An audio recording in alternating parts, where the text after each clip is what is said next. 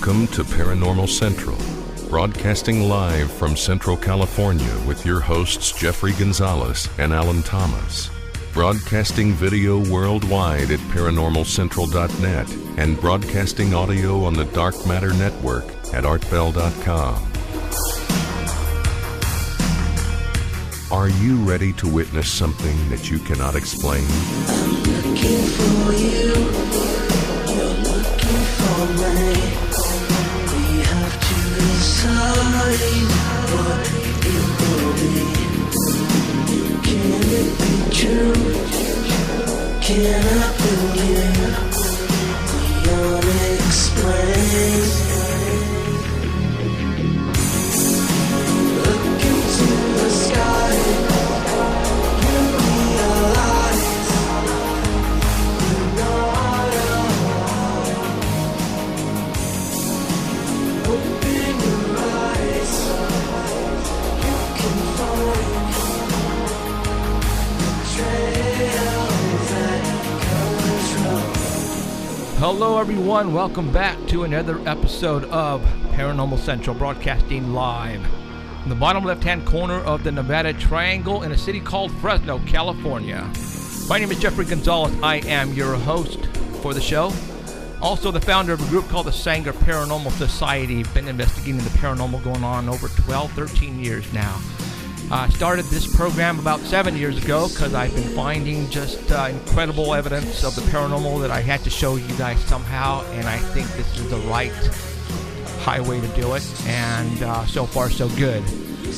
My team, one of the guys is sitting right here to the right of me, to the left of you is Alan Thomas. Good evening, everyone. Good to see you.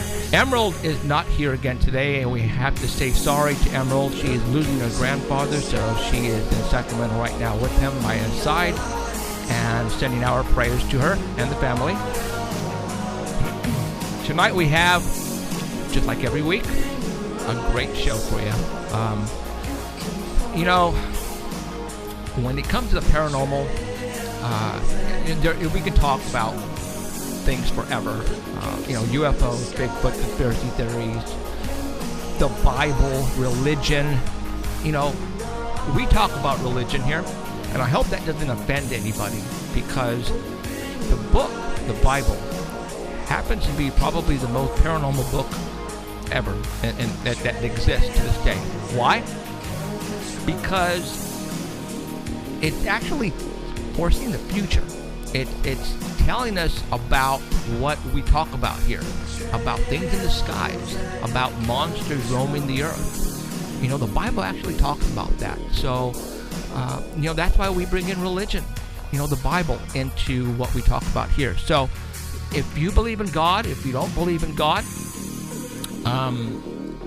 stick around, because, you know, hopefully we're going to teach you guys something. And that's what we're here for, okay? So, all right, let's get to it here. Again, Emerald is not here, so I'm going to be handling all of the phone calls and the callings. And if we get phone calls, I'll be answering them. And hopefully I won't screw up. But guess what? I probably will. That's just the way it goes. So bear with me, you guys, okay? All right, so let's work on the lights a little bit here. All right, cool. All right, as you guys know, we are broadcasting video on live stream. And if you're watching us right now, I am so sorry. If you want to just listen to our broadcast, you can go to artbell.com. Yep, you heard me right. Artbell.com is broadcasting our signal audio worldwide on the Dark Matter Network. You can go to ParanormalCentral.net, and you'll have two links on there. You can go to the Art Bell, or you can go to the live stream and watch us. Or what a lot of people do, because sometimes the sound stinks on here, is you can go to live stream, mute us, and you can go to Art Bell and listen to us.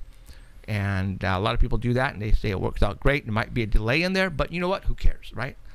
So we're going to be calling Danny Valderrama, who is our Squatch reporter. And I think he's finally home, and he's not on the road. It's about frickin' time. And, you know, he sends us over some pictures, and we're going to be showing them on live stream. If you guys are listening to us on Art Bell, you can go to the homepage at artbell.com, and you will see the pictures that we're going to be talking about with Danny and Heidi, our other reporter, at the second half of the show. And you can go and I believe it's like the Squatch Report and for Paranormal Central. And you'll have Heidi Hollis at the other link, whatever it's there. And we're going to talk to her at the second half of the show. So let's go ahead and call Danny. And again, I'm going to be the one who's doing the walking of the fingers here. So let's hopefully I dial it right. And let's get him on the phone. Oh my God, that worked. Yeah, when it starts ringing. Hello? Domino's Pizza. Can I get a large combination? You like anchovies? No. Because you know what, you're fishy. That's why I'm requesting anchovies. You guys want? What do you guys want? I want to know about Bigfoot, dude. Is he real or not? Bigfoot. Of course he's real. Oh yeah, you got proof? He lives in our hearts. Come on, you can do better than that. You got lives the in pictures, red some circles. videos. He lives in You know, red what I did circles notice on is my that Facebook. in order to see him, you have to be drinking or smoking. That's the blurry. That's when it comes into blurry. Now, let's say you are drinking and you are smoking. How do you get it focused? I don't know. That's why he's Lucky always if you can know how blurry. to use a camera like that. That's a blob squatch for you right there, dude. Okay. All right. So you at home today, right? I'm at home today. About freaking time. You going to work tomorrow? Yep. It's about time. Oh, you know what? Everybody stay off the road between the hours of 8 and 7 o'clock. It's your best choice. That's what I'm saying. All right. Let's get to the photographs Danny sent me. And again, for all those who want to watch us here at Livestream, I'm going to be posting up the pictures. Or go to artbell.com, and they have the exact pictures we're going to be showing you right now. All right. Let me go to picture number 1.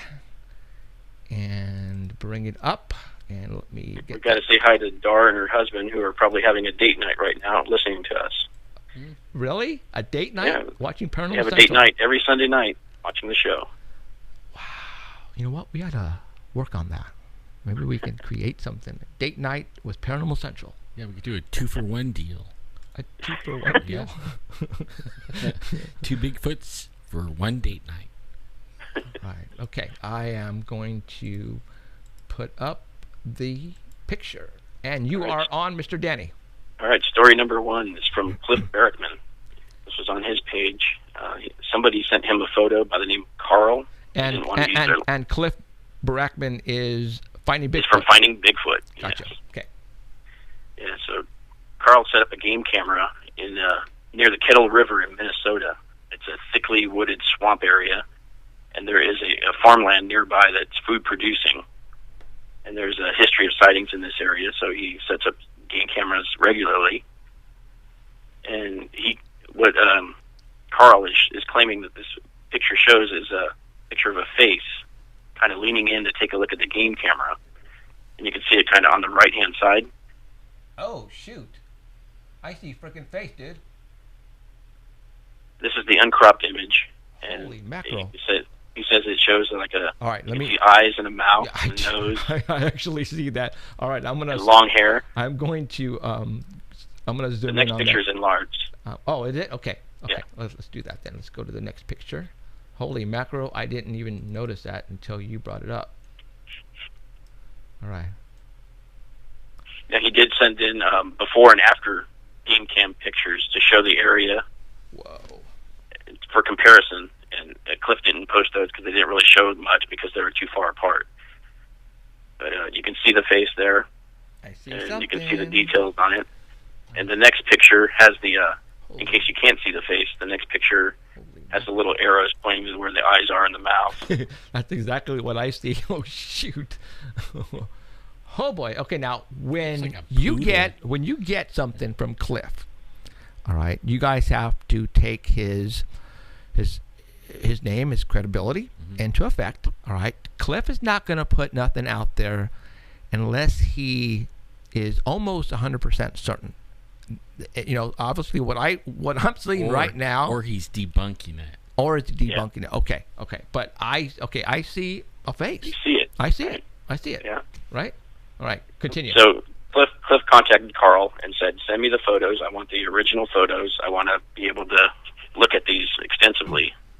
So that's what Carl did. So he's not trying to trick anybody. He just doesn't know what it is, and he's putting it out there to see if somebody can tell him what it is. Okay. So Cliff did what you're supposed to do, what everyone's supposed to do, is look what it's not before you decide Right. what it is. Right. And he looked for the possibility of misidentification. Okay.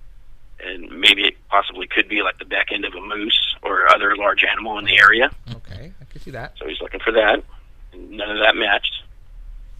But if you go back to the original picture, Okay. the tip-off for Cliff was that there was probably food left out in front of the camera, like you usually do. Right.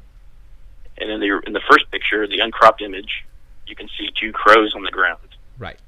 Oh, wings, son of a gun. And would those crows be there if there was a Bigfoot in the area? No, there That's what wasn't. Cliff said. Ah.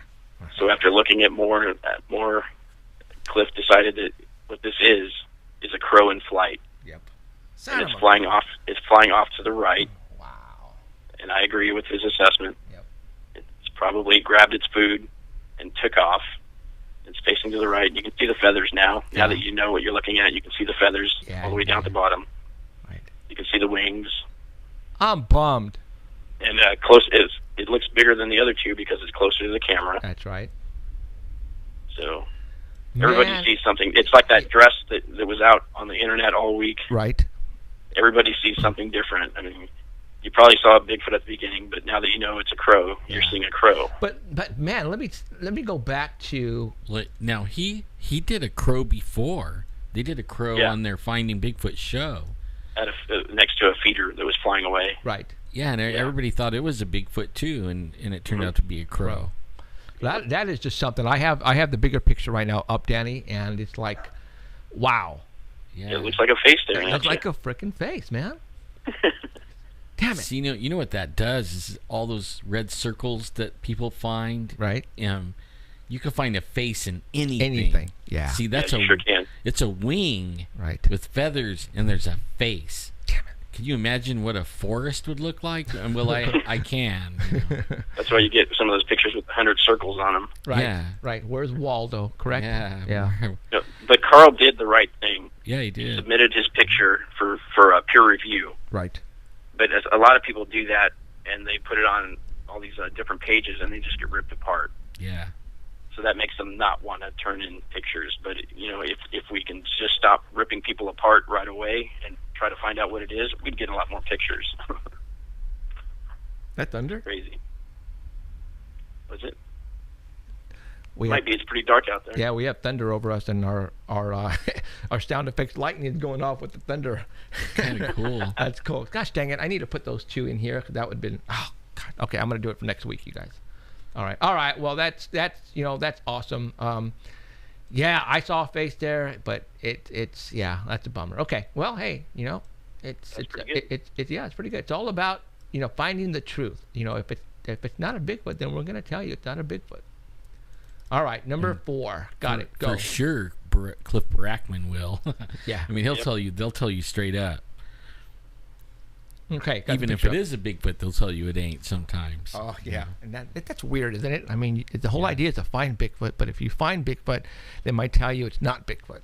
I mean, Right. come on, that doesn't make any sense to me. But oh well. All right, number 4th picture. Go for it.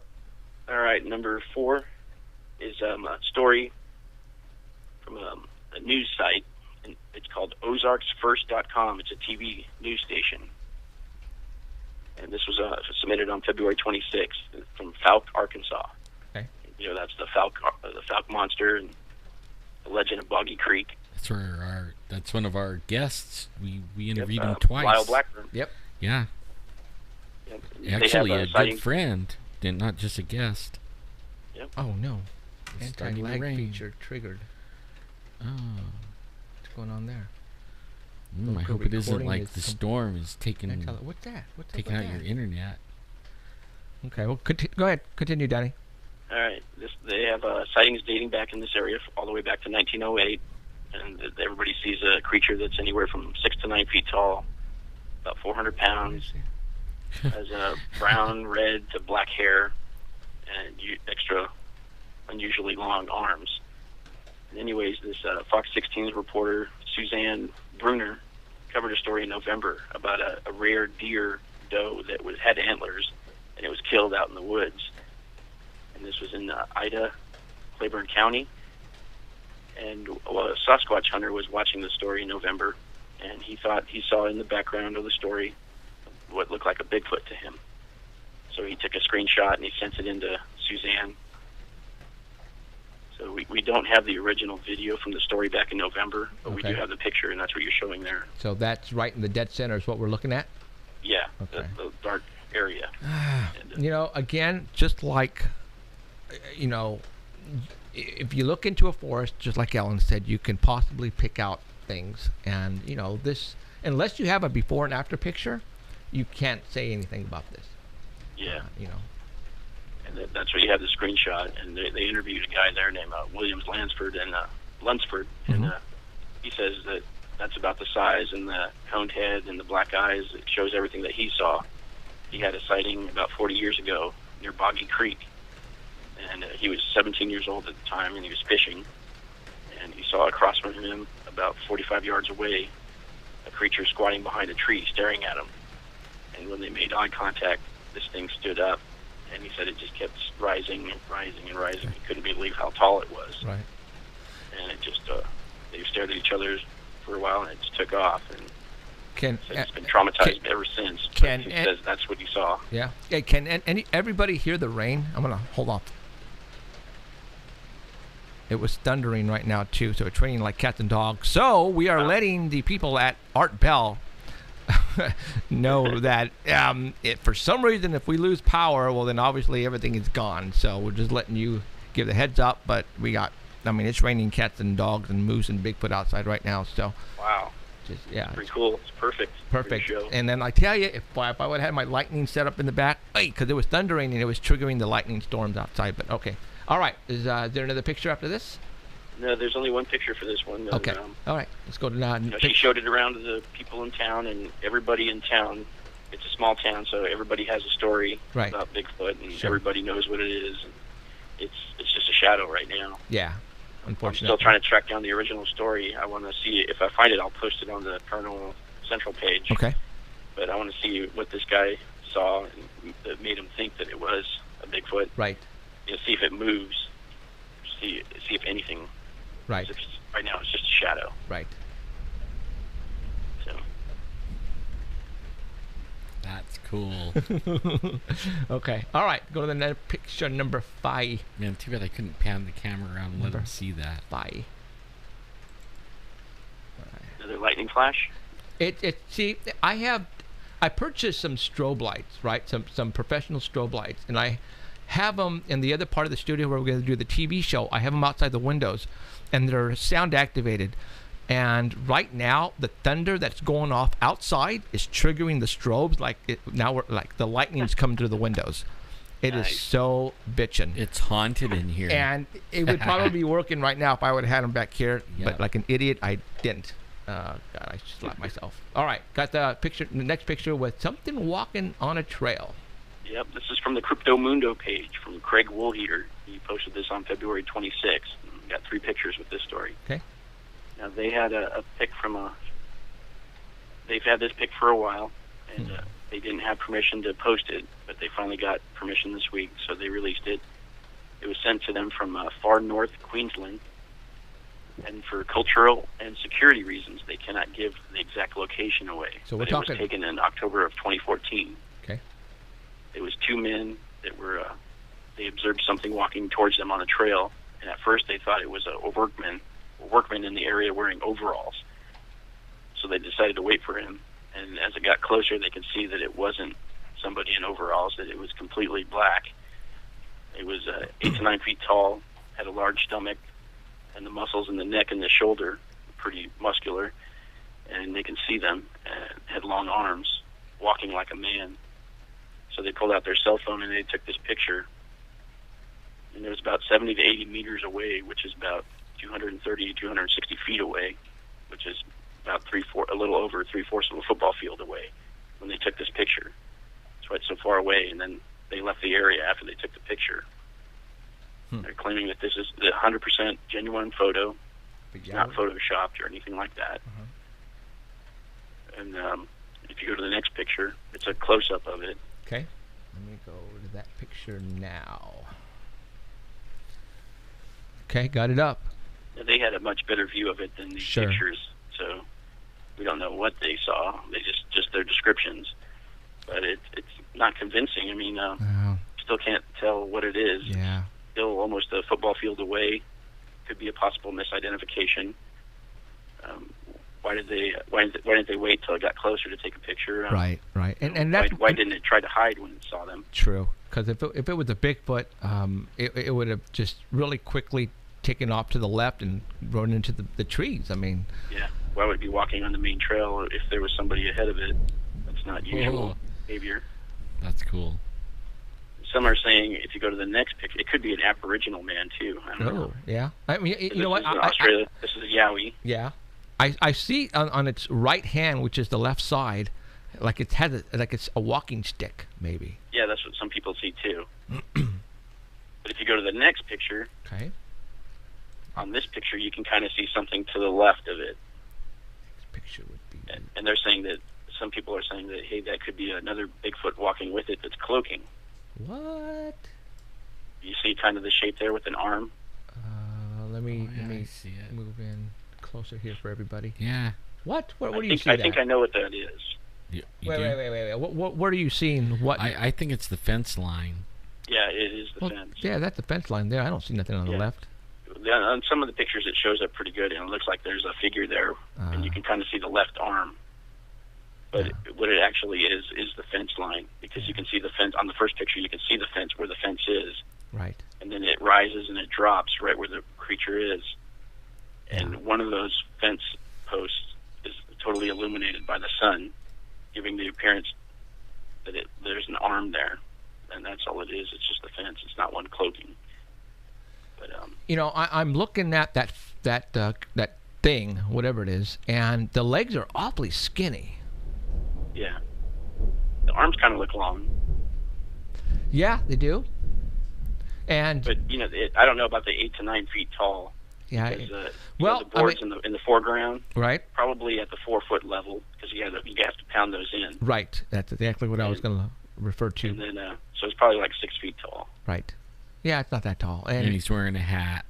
a hat. He's And a if hat you look at the man. bottom in all 3 pictures, it looks like right where the ankle starts, there's a straight line on both legs, and it looks like white shoes. Oh, yeah.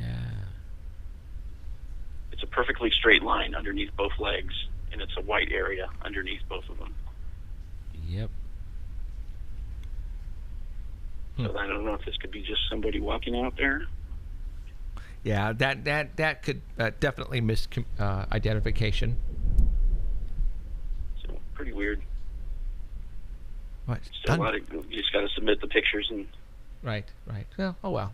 Okay. let everybody make their own decision. Absolutely. So, it's kind of funny because this is a Yowie, right? Yeah, this is a Yowie. It's kind of funny how I mentioned the Yowie last week, and all of a sudden there's the Yowie picture. Yep. Okay. Yeah, we were interviewing Yeah. Daniel Ansel. Yep. Well, maybe Yowies have white feet and hats. They might. You know, Right. they're like disguised. You know, they don't want to look like a Bigfoot or a Yowie, so they disguise Plenty of themselves. gift shops out there. The true Australian ninja. Yeah. All right. Go to picture number 8. All right, these are just fun pictures. What do you do in the snow? This is from February 26th on the BFRO page. There's just some people out in Oak Ridge, Tennessee, having fun in the snow, building a Bigfoot. So they painted the snow. Is that what they They did? painted the snow. Cool. Yep. All They right. used spray paint because somebody asked them, what did you use? And there's an unidentified man. The second man is Brandon Samaka and Ashlyn Yost, all from Oak Ridge, Tennessee, having some fun out there. Yeah, I guess so. They're Yeah. paying homage to Patty. Not bad. Not bad at all. Second picture is her backside. And then the third picture is the Bigfoot. The Bigfoot. Finally, a not blurry picture. And somebody was saying that it kind of looks like the Keep On Trucking person from the 70s. Oh, okay. I remember It that. kind of looks like that. But now it's Keep On Trucking Bigfoot. That's funny. That's So, funny. Right on. A little imagination and some paint, and you can do good things. You can do everything, and you can. What's the word? You can. Win T-shirts from us. Yeah. Right on. So what else is going on, Danny? That's it. So where are you going to be next week? Next week, I'm going to be at a funeral, but I'll be on the show. Oh, you will? Okay. Yeah. Okay. Yeah. It's here in town, so we're good. You were going to be out of town, though, weren't you? I was going to be out of town, but then we had this. The funeral. Yeah. Okay. So we're going to stay in town. All right. Okay. Is the funeral on Saturday? It is. Yeah. Oh, okay. All right. Yeah, All right. good. Sounds good. All right, Danny. Thank right. you much, sir, and we'll talk to you next week. All right. Don't get hit by lightning. No. I don't know. That'd be kind of cool, though. Can people hear it? Yeah. Yeah. No? Yeah. I heard the rain, but not the lightning. The chat Or the is thunder, saying actually. you're hearing it. They're hearing it? Cool. Yeah. Okay. All right. All right, Danny. Thank you, man. Bye, All right, Danny. take one for the team, guys. All right. Yeah. Alan, go run out there. Take that mic stand and go out there and hold it up. I'll get, yeah. I right, can't. yeah. I got curly enough hair. All right, Danny. Thanks, dude. All right. We'll see you guys. See ya. Bye. All right. That was Danny Valderrama, our Squatch reporter, known around the world As the Squatch reporter. as the Squatch reporter. All right. What time is it? Man, 26. I think the storm has us going way behind, though. Well, you know what? It was delay. lagging on. As soon as the first thunder hit, the screen came up yellow and said something that I've never seen it said. So I think it messed with our streaming somehow. So yeah, I hope it didn't really mess it up completely, but we're on, so we're good. So, all right, okay. In 15 minutes, we're gonna have a call come in. Next week we are going to be at the Tulare Sci-Fi Con, both days, Saturday and Sunday. We're gonna leave early on Sunday so we can be back for the show. It's going to be fun. On Sunday, my production crew is going out there, and we're going to have fun with the cameras. And I don't know what we're going to have set up yet, but we're going to have a 10x10 booth. We're going to take some props and we're going to fix it up and all that. And obviously we'll take pictures and all that kind of good stuff so we can show it to you that Sunday. But we're going to probably go around and do like interview on the street, and I don't know what type of actors or that they're going to have there, but hopefully we'll interview some, and we're just going to have some fun. And we're going to use a lot of that for our TV show episode. I'm not sure which episode that's going to air at, but we're going to put it on there and have some fun. So in the meantime, before Philip calls in, we have 15 minutes. Last week, we had a lot of stuff to talk about, and we ran out of time. And we were going to tell you about our little field trip that we took on the outskirts of Fresno, California. Not the mountains, but the foothills. Not even the foothills, more like the valley floor. Right. All right. So we went, it was Alan, Robert, and myself, and we went and had a meeting with this guy who says there's some crazy stuff happening on his property. He has lemon trees, organic lemon trees, a way we found out that he was growing, which might make it very appetizing for the Bigfoots. Right, yeah, because they have a higher sugar content. And they're a lot bigger from what I understand too. So anyways, let me tell you what he told us. Okay, for those who don't believe in Bigfoot, it's probably going to go in one ear and out the other, and you're going to say, Jeff, you guys are smoking crack. Leave it alone. For those who believe in Bigfoot and believe in what we do here, where we try to tell you the truth, listen up, because this is going to freaking blow your mind. Well, the first thing he did, and I think that's how you got a hold of him, or he got a hold of you, was the picture. No. But he showed us right where that was. Yeah. And it really was where that was. I think it was. So, got a call. And my buddy told me, hey, you need to call this guy, he's having some problems on his property. So I did.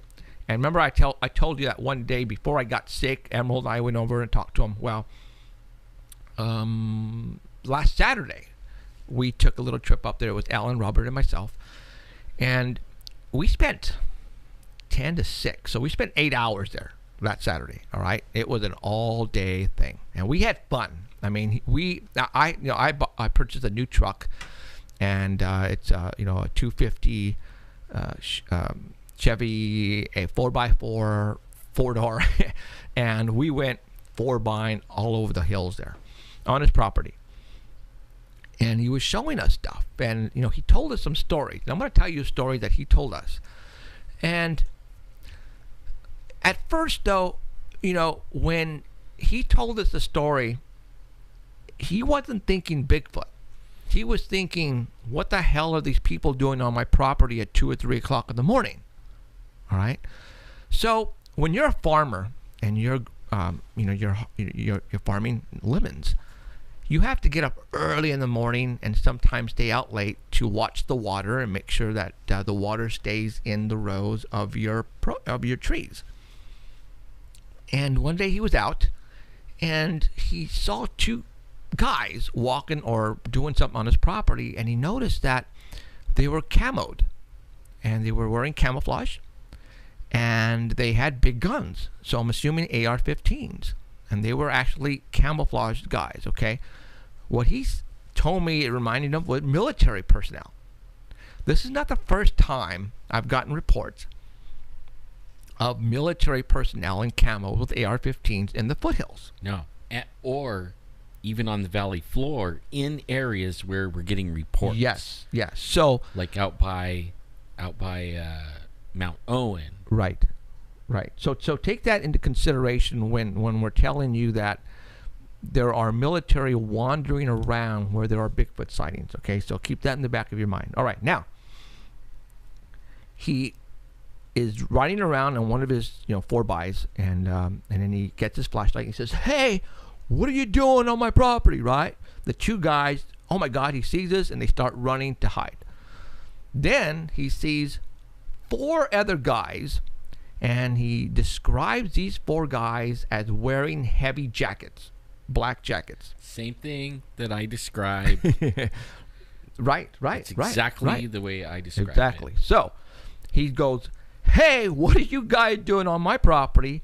And those 4, he thinks, are guys, are running, and he notices one of them has a pig over his shoulder, and 2 are going this way and 2 are going this way, and the guy with the pig hits a steel water pipe that is carrying water from a reservoir through his property line, and he sees this guy hit the pipe, and he flies over, right, like this, like somersaults in the air, and so did the pig. The guy gets up, throws the pig over his shoulder, and all 4 run up the hill. Now, we were there and we saw this hill, and he goes, "Jeff, those 4 guys ran up that hill like it was nothing, and they ran straight up at a high rate of speed, and they were gone in no time." Now, he told me this story when Emerald and I went and talked to him in his house that one night before I got sick, a couple Saturdays ago. And what he told me made sense. I'm going, "Dude, this is what you saw." And those first two guys were military guys. What were they doing out there? Well, my theory is they were looking for those other 4 guys, but those 4 guys weren't guys. Those were Bigfoots. And they were not wearing heavy jackets. They were just big guys, man. Yeah. Big guys. The heavy jacket looks like, but really it's muscles. It's pure muscle. Right. They're big. Right. And one of the Bigfoots was carrying food. Carrying a freaking boar pig. A wild. Oh yeah. Wild and pig. Those suckers are depending on the size. We're talking hundreds of pounds. Yeah. Now he was telling me that over the years he used to have wildlife all over his property: deer, pig, possum, skunk, everything you can imagine that's in the foothills of the mountains, mountain lions even, that he'd witnessed on his property. But over the past 5 years, they're gone. There's no more. And I told him, well, it looks like, the food is disappearing because they're being eaten, basically. All right, or they're being scared away. by something. Either way, either or. And I'm telling him all this, and this guy's freaking out. He says, holy crap. You know, it makes sense. Then I said, did you know that right sort of kind of, and I'm not going to say where he lives, but over there, we had a sighting. And I showed him the picture of Avocado Lake. Okay, that's going to give it away right there. He's not very far from Avocado Lake, guys, all right? And I showed them the picture, and he says, dude, I know where this is at. I'm all, what are you talking about? That's across the street from my house. I'm all, what? And he goes, yes, I know where that's at. And so it was already late at night, and he couldn't take us out there because it was already dark. But Saturday, that's the first place he took us, was to the spot. And I had the picture of the Avocado Lake and the Bigfoot on my camera, on my cell phone, and I brought it up. And we went, holy smokes, dude. I could throw a rock from his house to the spot where this Bigfoot was at. Running, it looked like. So he's totally freaking out. I'm freaking out because it's like, really? I mean, you're telling me that we don't have to go to the mountains anymore. Right. And you know, that's a big deal. Like, we've been for 5 years, right, driving hours and hours and hours, yeah, and going deep into the forest to find Bigfoot. Right. And we found them. I mean, we know where they're at. Right. But we could have just drove 10 minutes. Yes. So that day, Saturday, last Saturday, we spent, all four of us in my truck, driving around. And he has some killer property, all right? And we were literally walking up hills, and he was showing us, look, Jeff, you see this piece of grass is like something stepped here, but around it for 10 feet or so, there's nothing. So he's going, how come there's what seems to be a step here, but nothing around it? Then Alan goes, well, let's talk Bigfoot. If it's a very large Bigfoot, the stride is going to be anywhere between 10 and 15 feet. Okay, so we started looking, 10 and 15 feet. Oh my gosh, there's another one. Oh my gosh, another 10 feet, there's another one. So he's freaking out. He's going, oh crap. Yeah, 'cause now I get it. Now you're, you went from regular human size thinking or track. animal thinking. Like a deer would walk and you're talking, the weeds in the grass, dude, is about a foot high.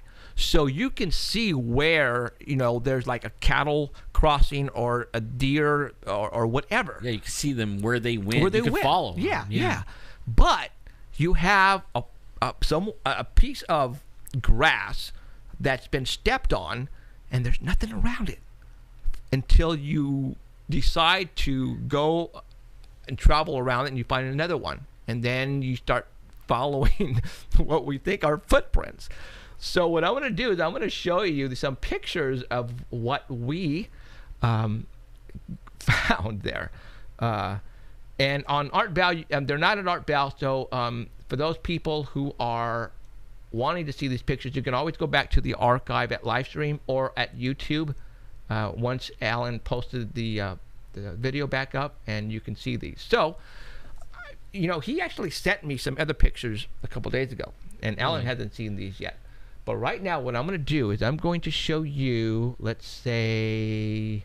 Well, he had evidence, like... oh, you know what? I don't have the hair on here. These guys, Jeffrey and Robert and Keith, they went... He has... It's a little... he has like a couple of hills on his property. Right. And the rest of it's all flat. And...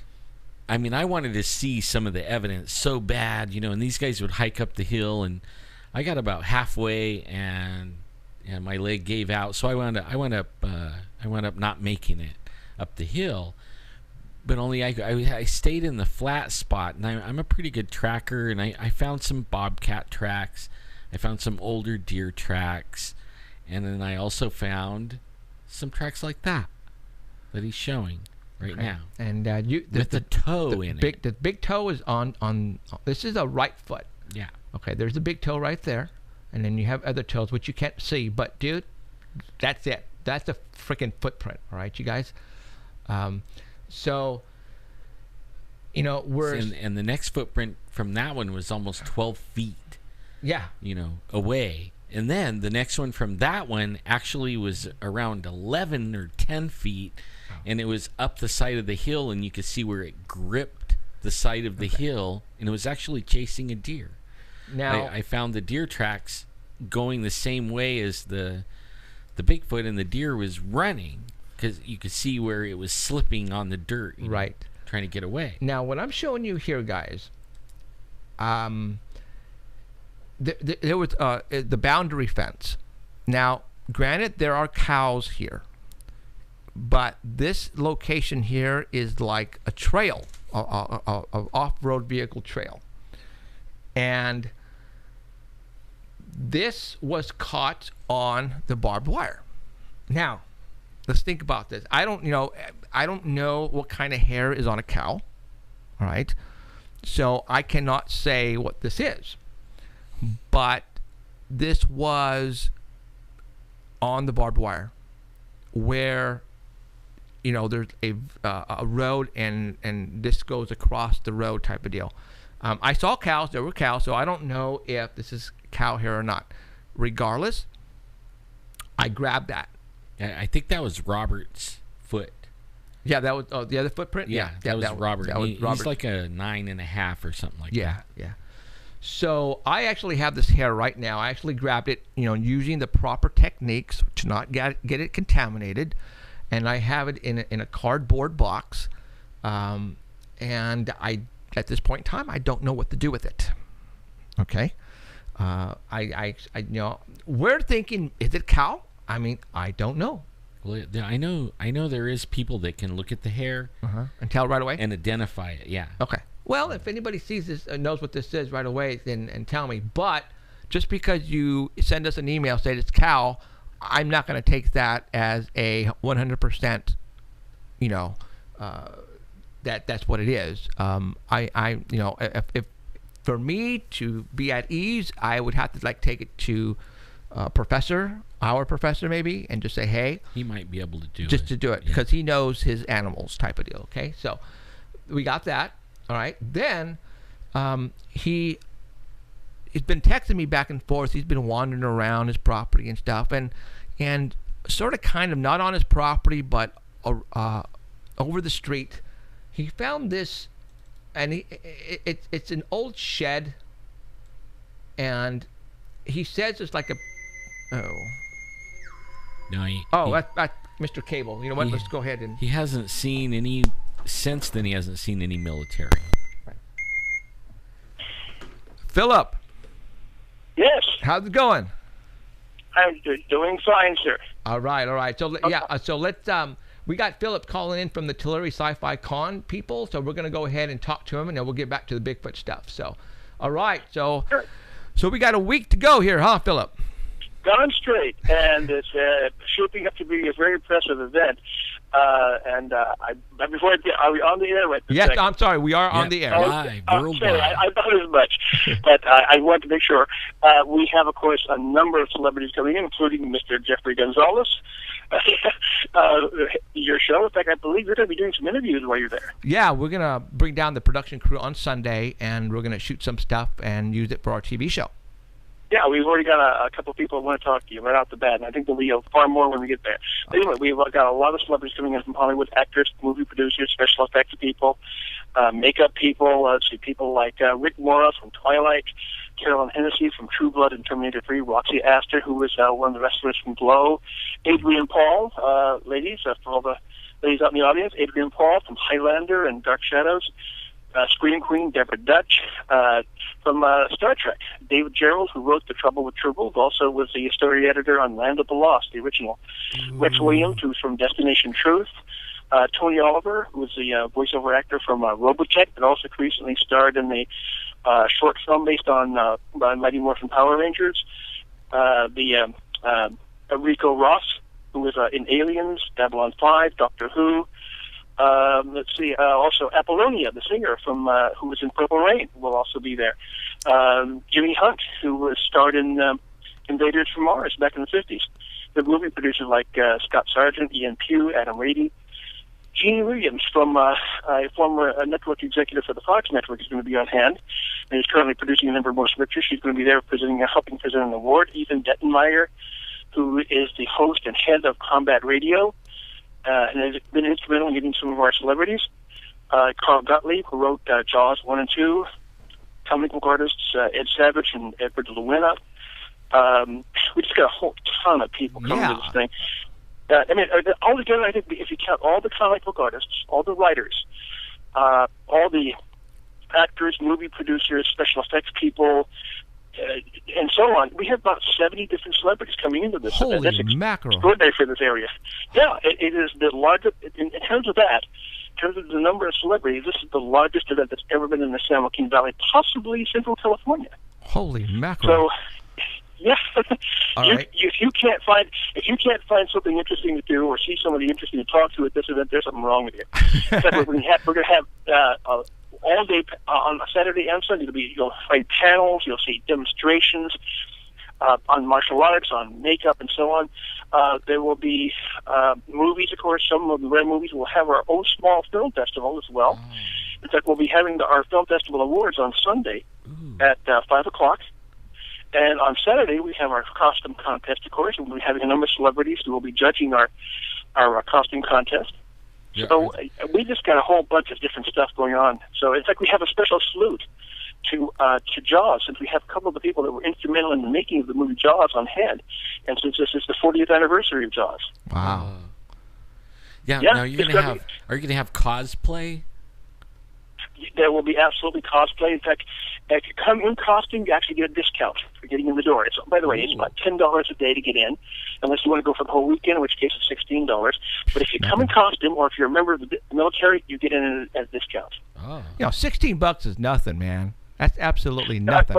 But you and I both know, if you know anything about Comic-Con, for example, which is the most famous convention in the world right now, it costs hundreds of dollars. In fact, there are scalpers who will walk, no joke, my wife and I, when we walk out the doors of Comic-Con, because I go there to sign autographs every year, and for members of the audience who don't know, I'm a movie producer, among other things, and a writer, and so I go to there and I sign autographs. Well, when I walk out the door, going to the street to get some lunch or something, there'll be a dozen scalpers trying to buy my badge from me for $500 so they can scalp it to someone else or even hire some money. Wow. It's extraordinary the amount of money that these people make off of these badges, and because it's almost impossible to get a badge. Right. If you're fortunate, you can spend maybe a couple $100 getting a badge for a convention, so $10 is pretty darn reasonable. Yes, it is, absolutely. And in the Central San Joaquin Valley, there is nothing like this ever been put on before. I mean, in a smaller sense.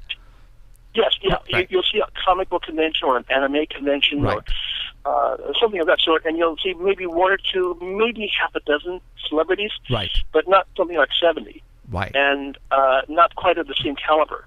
And I'm not putting any of these others down at all. No, not at all. Also, you should also keep in mind, folks, this is also something that's being done as a fundraiser for charity. This is not a money-making event for some corporation. This is actually being done to help the Make the World a Better Place Children's Foundation. Our primary purpose, other than to entertain, is to make sure that homeless kids are no longer homeless. And it helps them and it helps their families.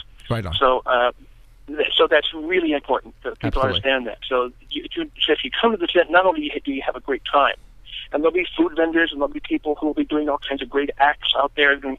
I can't even list all the people that are going to be there and all the stuff that's going on because you got too much. One thing I just found out this a couple of days ago, we're going to have like the car from Back to the Future there.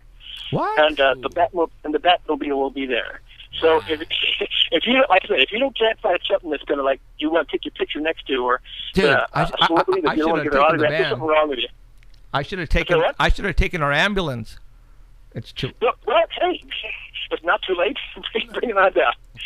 If I can get it's going to be a fun event, and the only difficulty I've had is trying to figure out ways to figure out the program, because I'm in charge of the programming for the event, is figure out ways to incorporate as many of these people as possible on panels and special events. So it's going to be that was the only difficulty I had, but it's going to be a really fun event for everybody. Now this is it'll be also kind of neat. And it'll be great for an opportunity for you as well. Yeah. Because you get this opportunity to talk to all of these people who are in the industry. Right. Because I've been in business for a long, long time. And I know that just about everybody at some point or another, either they or someone they know, has had some bizarre experience, either a weird sighting or some paranormal experience, or maybe you might want to call it an extra-normal experience. Right. I myself have had those happen. Members of my family, my wife, Deborah Dutch, the horror star, that's the famous scream queen, has had a couple of things like that happen. In fact, she wanted to talk to you about that at the convention. Cool. So, yeah, there'll be a lot of opportunity to be able to discuss all this with people who've actually had these odd experiences. Awesome. And, this is only the second year you guys have done this.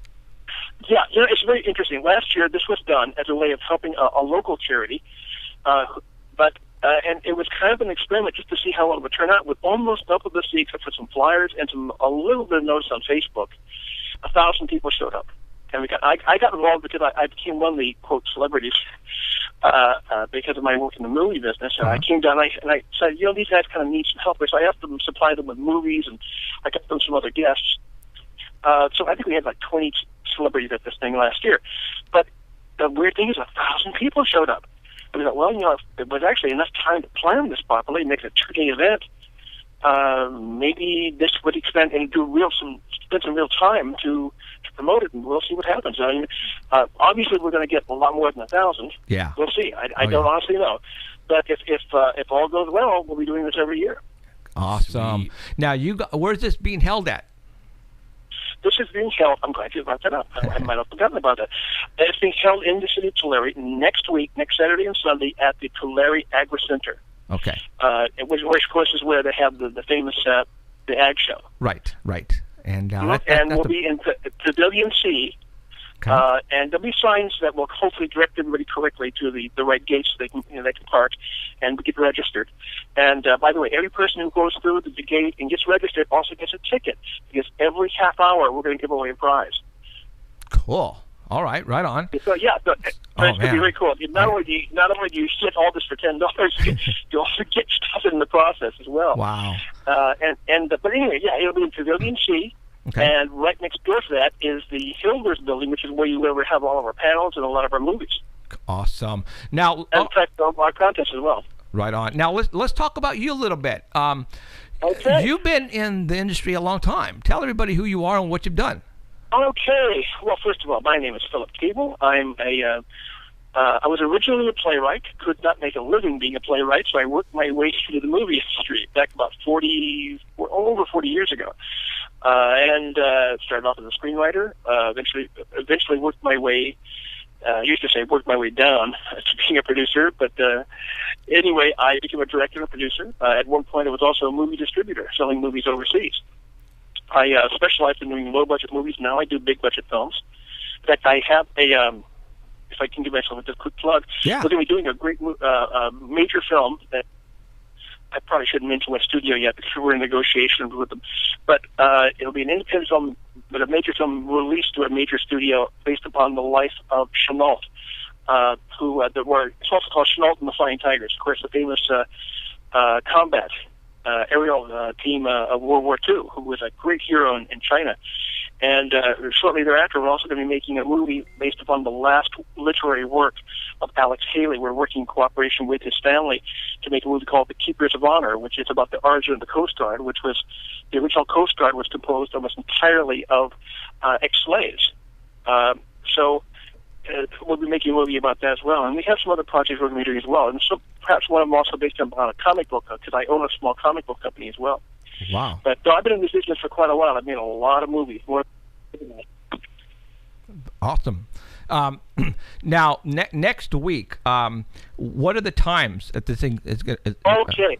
We start at 8:00 in the morning. I recommend, if you really want to go to this thing, because we're expecting a big turnout, get there as early as you can. Officially, it all starts opening, and you can start getting registered at 9 o'clock. But I personally think you got to get there a little earlier than that. Okay. There's only so many people we can get in through the door as fast. We'll do it as quickly as we can, but you can only get so many people in, per minute. Right. So I suggest get there no later than 9 o'clock if you can. Okay. And the doors will open at 10 o'clock, and we go in from 10 o'clock in the morning until 6 o'clock officially on Saturday, Okay. and we'll go longer because at 6 o'clock that's when our costume contest. So we'll figure about 7:30. Okay, now, And then we go on Sunday. We go from 10 until 5, and at 5 o'clock that's when our film festival awards are. okay.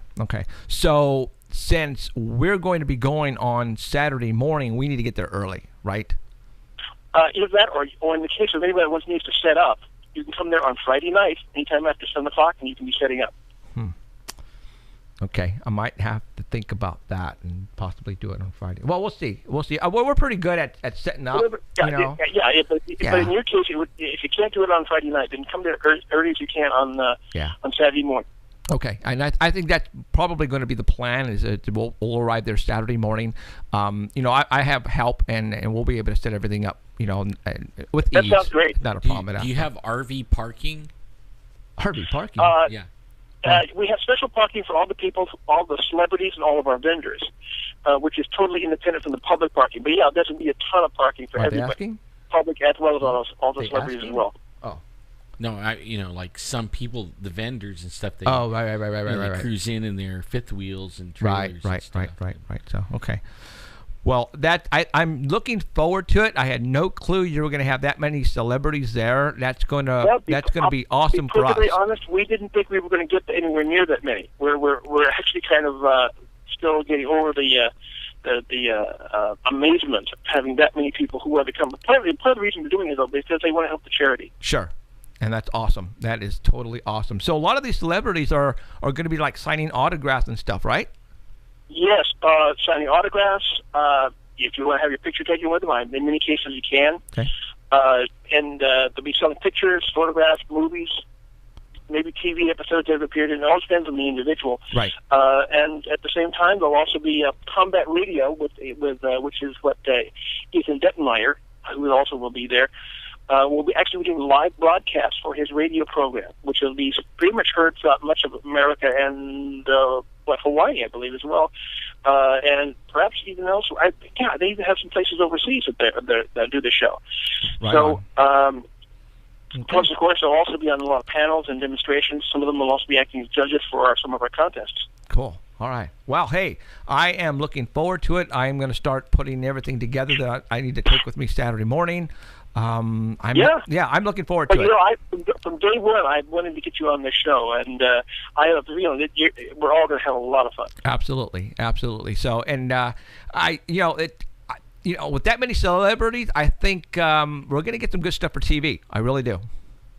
I hope so. I really do. And I believe that, first of all, like I said, I think everybody's had an experience. Right. The question is coaxing it out of them. Yes. And you know what? That's not going to be a problem. I think we'll be able to do that. So. And one of these times after this convention and I actually have a little moment to breathe, I'll be happy to come on your program and I'll tell you something about the stuff that's happened to me. Heck yeah. That's perfect. That would be awesome. So, all right, Philip, thank you very much for calling in and filling in on the event next week. And we'll see you on Saturday morning. Well, thank you. I appreciate you letting me call on your show. Awesome. You take care. Have a great evening. Awesome. Bye-bye. Thanks, Philip. We'll see you next Saturday. Bye-bye. Okay, see ya. Had no clue there was going to be that many. I went on their website and I saw, quite a bit, but not that many. I guess it must have been a last rush at the very end. Central California doesn't have these things at all. They don't. And the location where they're having this, if you guys don't know where it's at, it's it's where they have the world's largest agriculture fair. I don't know what else to call it. People from all over the world come to this. Literally, Japan, China, Australia. They show the newest technology for farmers. How to, everything farming, this is the place to go every year. And I think it was last month when they had it. This is a very large facility, and it could pretty much accommodate anything. Obviously, they're only going to be in maybe one or two buildings, but the buildings are huge.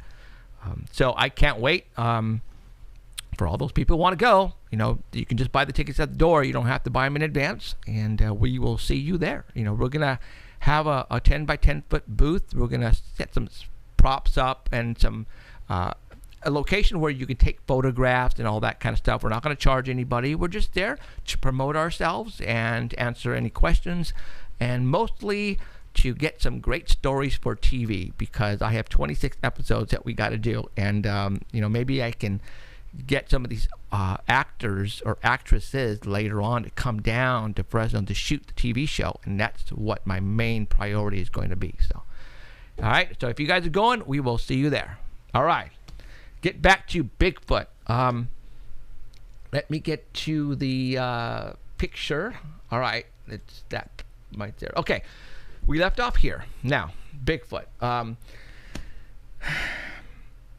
Across the street, this is pretty much the area where he lives across the street, and then if you walk down further, you have all this.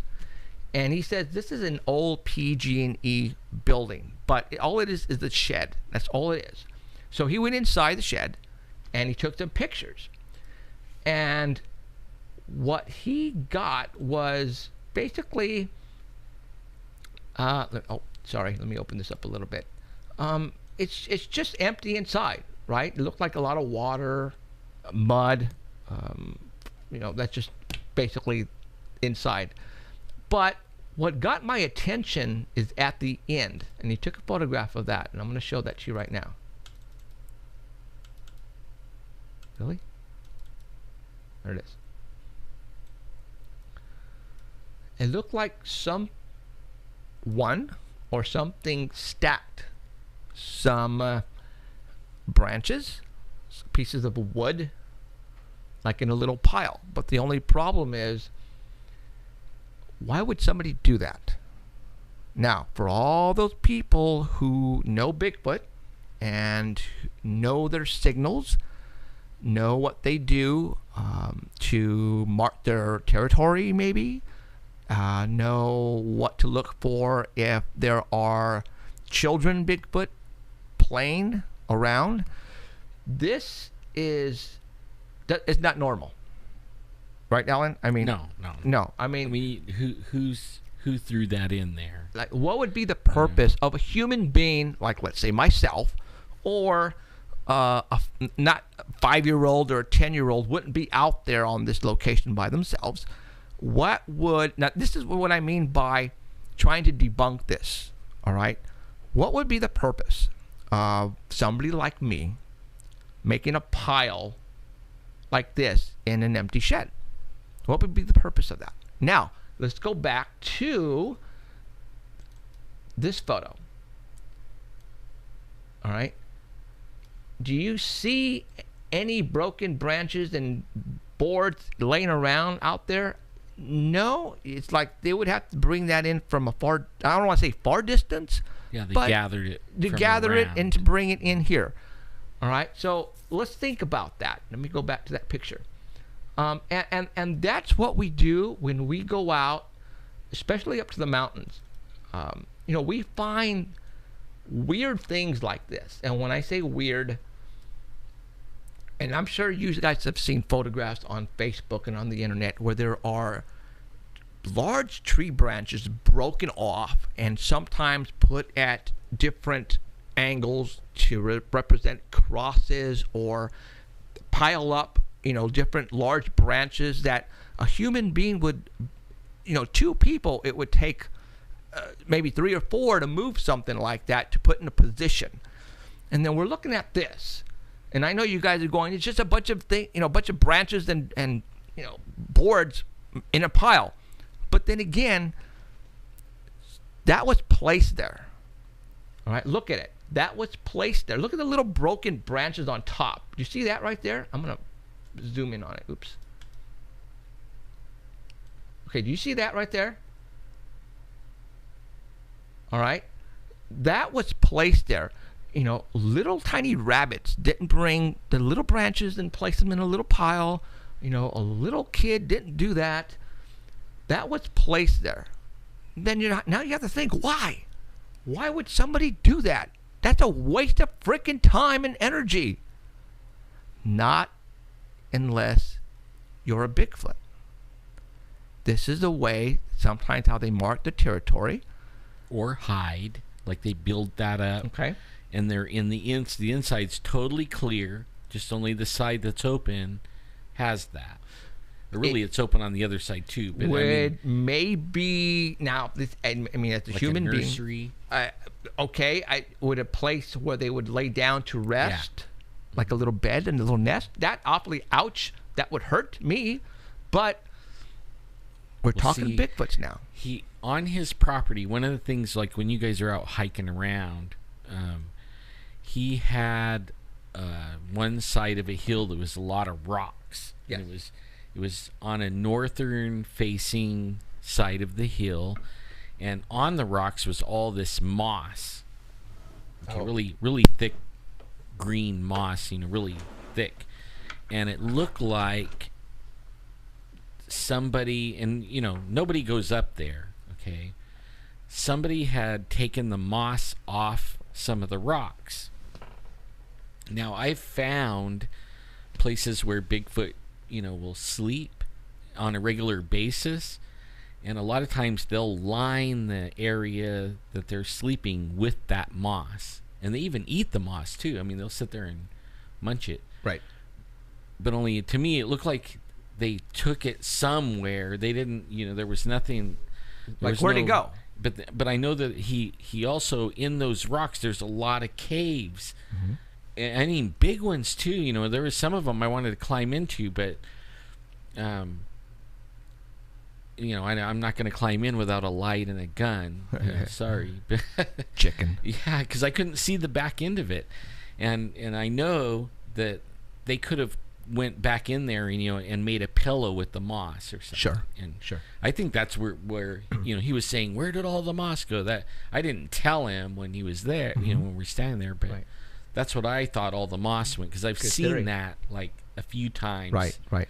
You know. Now, on his property, and I think I barely showed this last week before we had to leave for the show, because the show ended. Let me go back to that one photograph. And it is...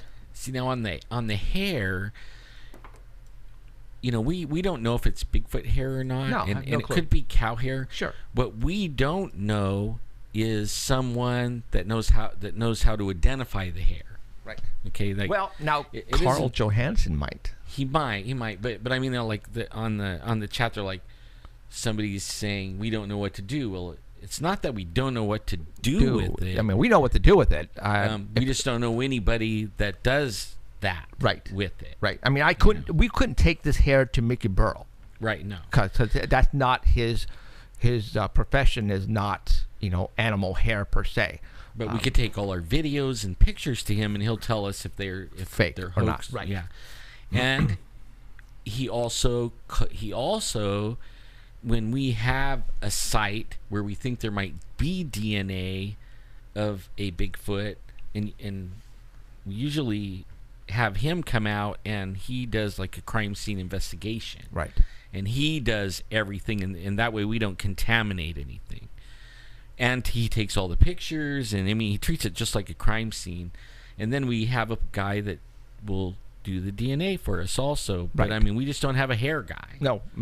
Well, the guy, the DNA guy, He might be able to do that. I mean, he could probably do the hair Yeah. only because, that's where the DNA is at the bottom, or the, And then we don't have a budget like Finding Bigfoot. No, we where don't. they can go and find somebody that does that, and then pay him and $30,000. somebody who we can trust. Right. Because, sometimes the people that Finding Bigfoot take the stuff to, it's like, there are scientists out there, you guys, who don't want to even be involved in Bigfoot, to even say Bigfoot exist, because it's going to change the world as we know it. So they'll do anything and everything possible to deny or to discredit anything. And that's what we're afraid of. All right? We have to find somebody who we can trust. Now, we have somebody, but it's going to cost some money at this time. But, if I can keep this hair and keep it where it's not contaminated, later on, when we get picked up and there's a budget, boom. Yeah, and if it doesn't turn out to be something other than Bigfoot, you know Right. what I mean? Like, Right. if it's something other, then we'll just toss it. Yeah, exactly. But if it turns out to be something nobody knows what it is, Then- then it oh goes my to our gosh. DNA guy. Oh my gosh! Like right away. So now Yeah. the photograph that I'm showing to you guys right now, well, Jeff, what? It's a piece of wood. Okay. If you would be standing right in front of this picture, to the right there is a tree, and overhead there are branches going out. This bark came off of the limb, which is about 6-7 feet away. All right, but the limb is not on top of this location. So what I'm trying to get at is that this little branch here with the bark hanging on it was placed there. There is no way, no how this bark peeled off itself and landed on this little branch. Now, there, right where and you can't see it, but right in the dead center, the bark has a little hook on it. Something took the bark and hung it on this branch because it did not fly off the tree limb where this bark came off and did it and landed perfectly with the hook on here. That's what I'm trying to get at. Now, you're saying, why would somebody, human being, do that? Well, that's just it. This is his property. No one goes up under this tree. As a matter of fact, he says no one has been up there in a long time. We're talking years. In fact, that's where, right near there is where all the moss was taken. The moss and the footprints. And footprints. Right? Okay, and so a bedding area, like a napping place. Yeah, so and after we talked to Emerald and I talked to him, a couple of weeks ago, I told him to start looking for weird signs like this, something that just doesn't make any sense. This does not make any sense. We tried to debunk how this bark could have peeled off by itself on the tree limb, which is, again, 6-7 feet away. And then close to the ground. Yeah, and then this is now hanging like somebody placed it there, guys. All right? Now we're thinking a human wouldn't do that. It's a waste of freaking time. Besides, he says, his kids are old now. They don't go up there like little kids and start playing around. Even if they were kids, they wouldn't do this. All right? Kids would not be hanging bark on a little tree. That's just stupid. No. But if you're thinking like a Bigfoot and marking your territory, or young Bigfoots just screwing around, this is what you get right here. And we know there's little ones in the tracks of the big ones, finding little bitty tracks. Yeah.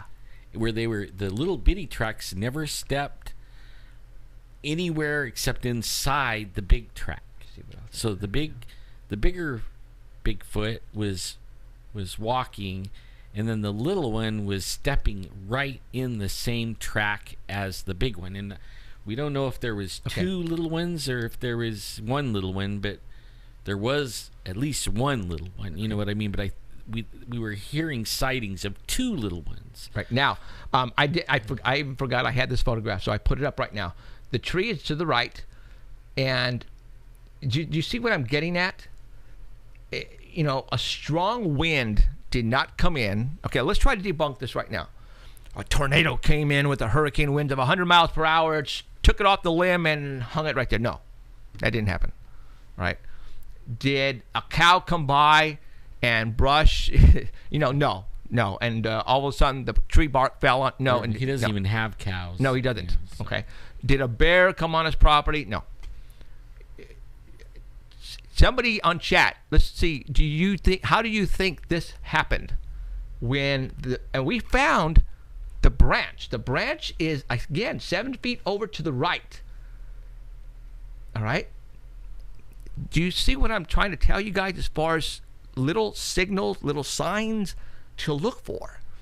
When somebody tells us, I think I have Bigfoot on my property, but I don't know what to look for. This is the stuff you need to start looking for. Footprints that are 10 feet stride, areas where there is a location on the weeds where it's all matted down, Right, and you know, we've got to tell them that, Alan. We found places where there's matted down, right? Now, check this out, guys. Example, my desk, all right?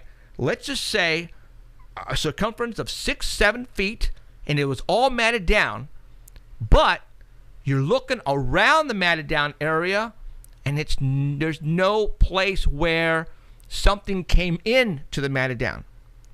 Now, let's think Bigfoot. Let's walk 10 feet radius outside that matted down, and guess what we found? Like what I was, see the rock behind it? There was rocks. So in Bigfoot don't like to leave tracks. Right. I mean, they hate to leave a track.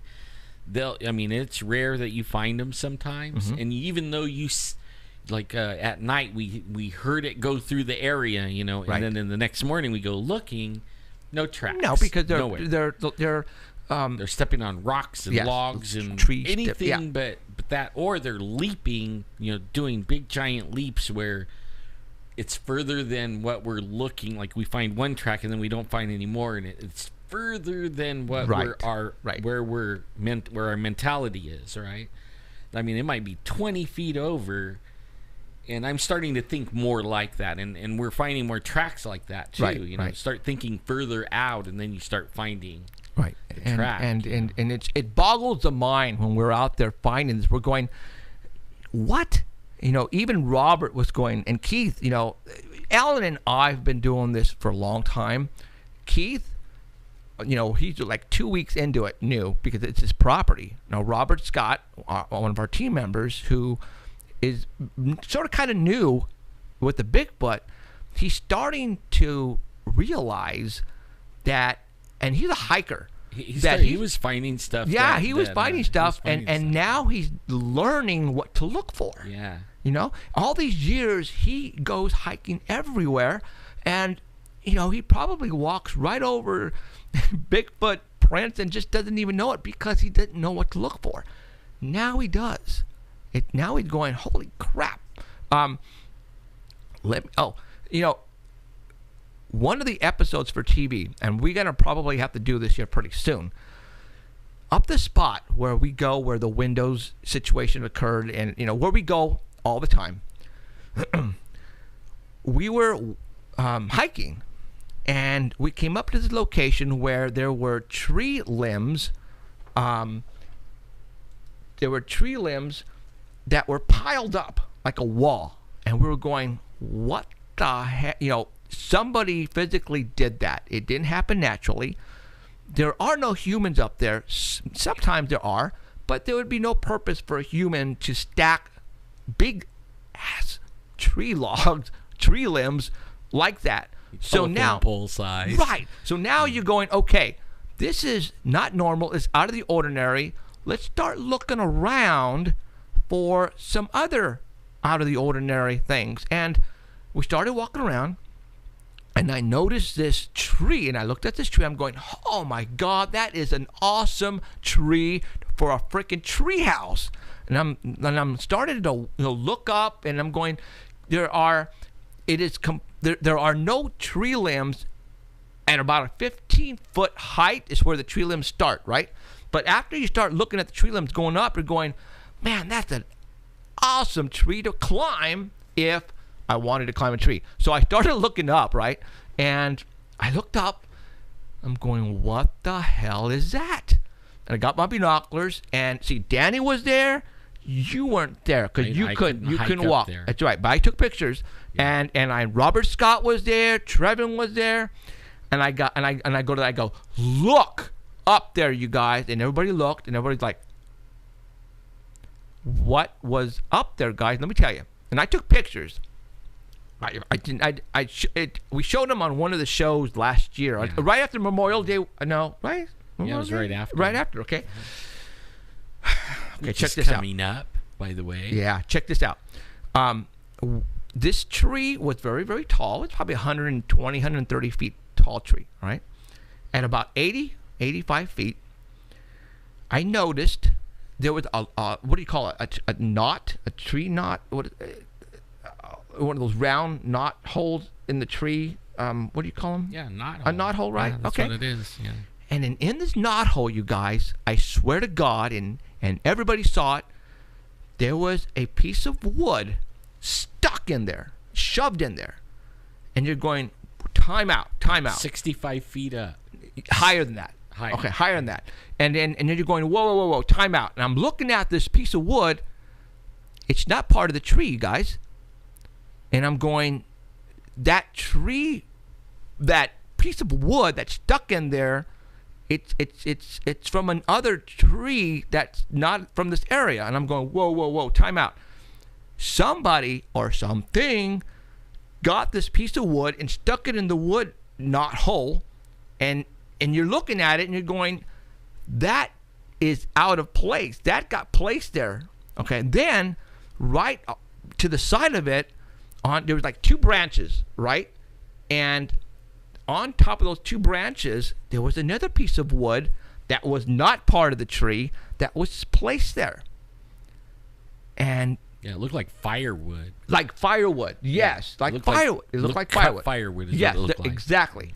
And then 5-6 feet above that, there's this tree limb coming off the tree, straight across. And I'm going to say 5 feet of it was completely peeled off of the bark, and it was green for about 5 feet. Like something peeled it off, or something was swinging on it. All right? I took pictures. That, my friends, a human being did not do that. Did a bear take a piece of firewood, take 2 pieces of firewood, and climb that tree with a piece of firewood in its mouth, and got up there and holding on with 2 paws, got the tree and stuck it in the tree? No. All right? Something got up that 85-foot height and placed those 2 pieces of wood there. Then you're going, who peeled the bark off of that limb? 5 feet, enough. All right, and it was still green. It was still green. Well, what was Danny was telling me, even if he wanted to climb that tree, he couldn't. Well, we couldn't because the branches were so high up. There were 15 before the first branch. It would be 15 feet up high. All right. Now, you guys who know what I do for a living, and you guys probably have seen photographs and videos of me gaffing telephone poles, gaffing trees to put up cameras at around 10 to 11 feet. All right. Now, I know this is going to be funny, and you guys are going to make jokes about it, but I'm afraid of heights. Now, you guys are probably going, what the hell are you doing working for the phone company? Well, when I got the opportunity to be part of AT&T, I took the test because I thought, because before that, I was programming telephones. That's what I was doing in LA.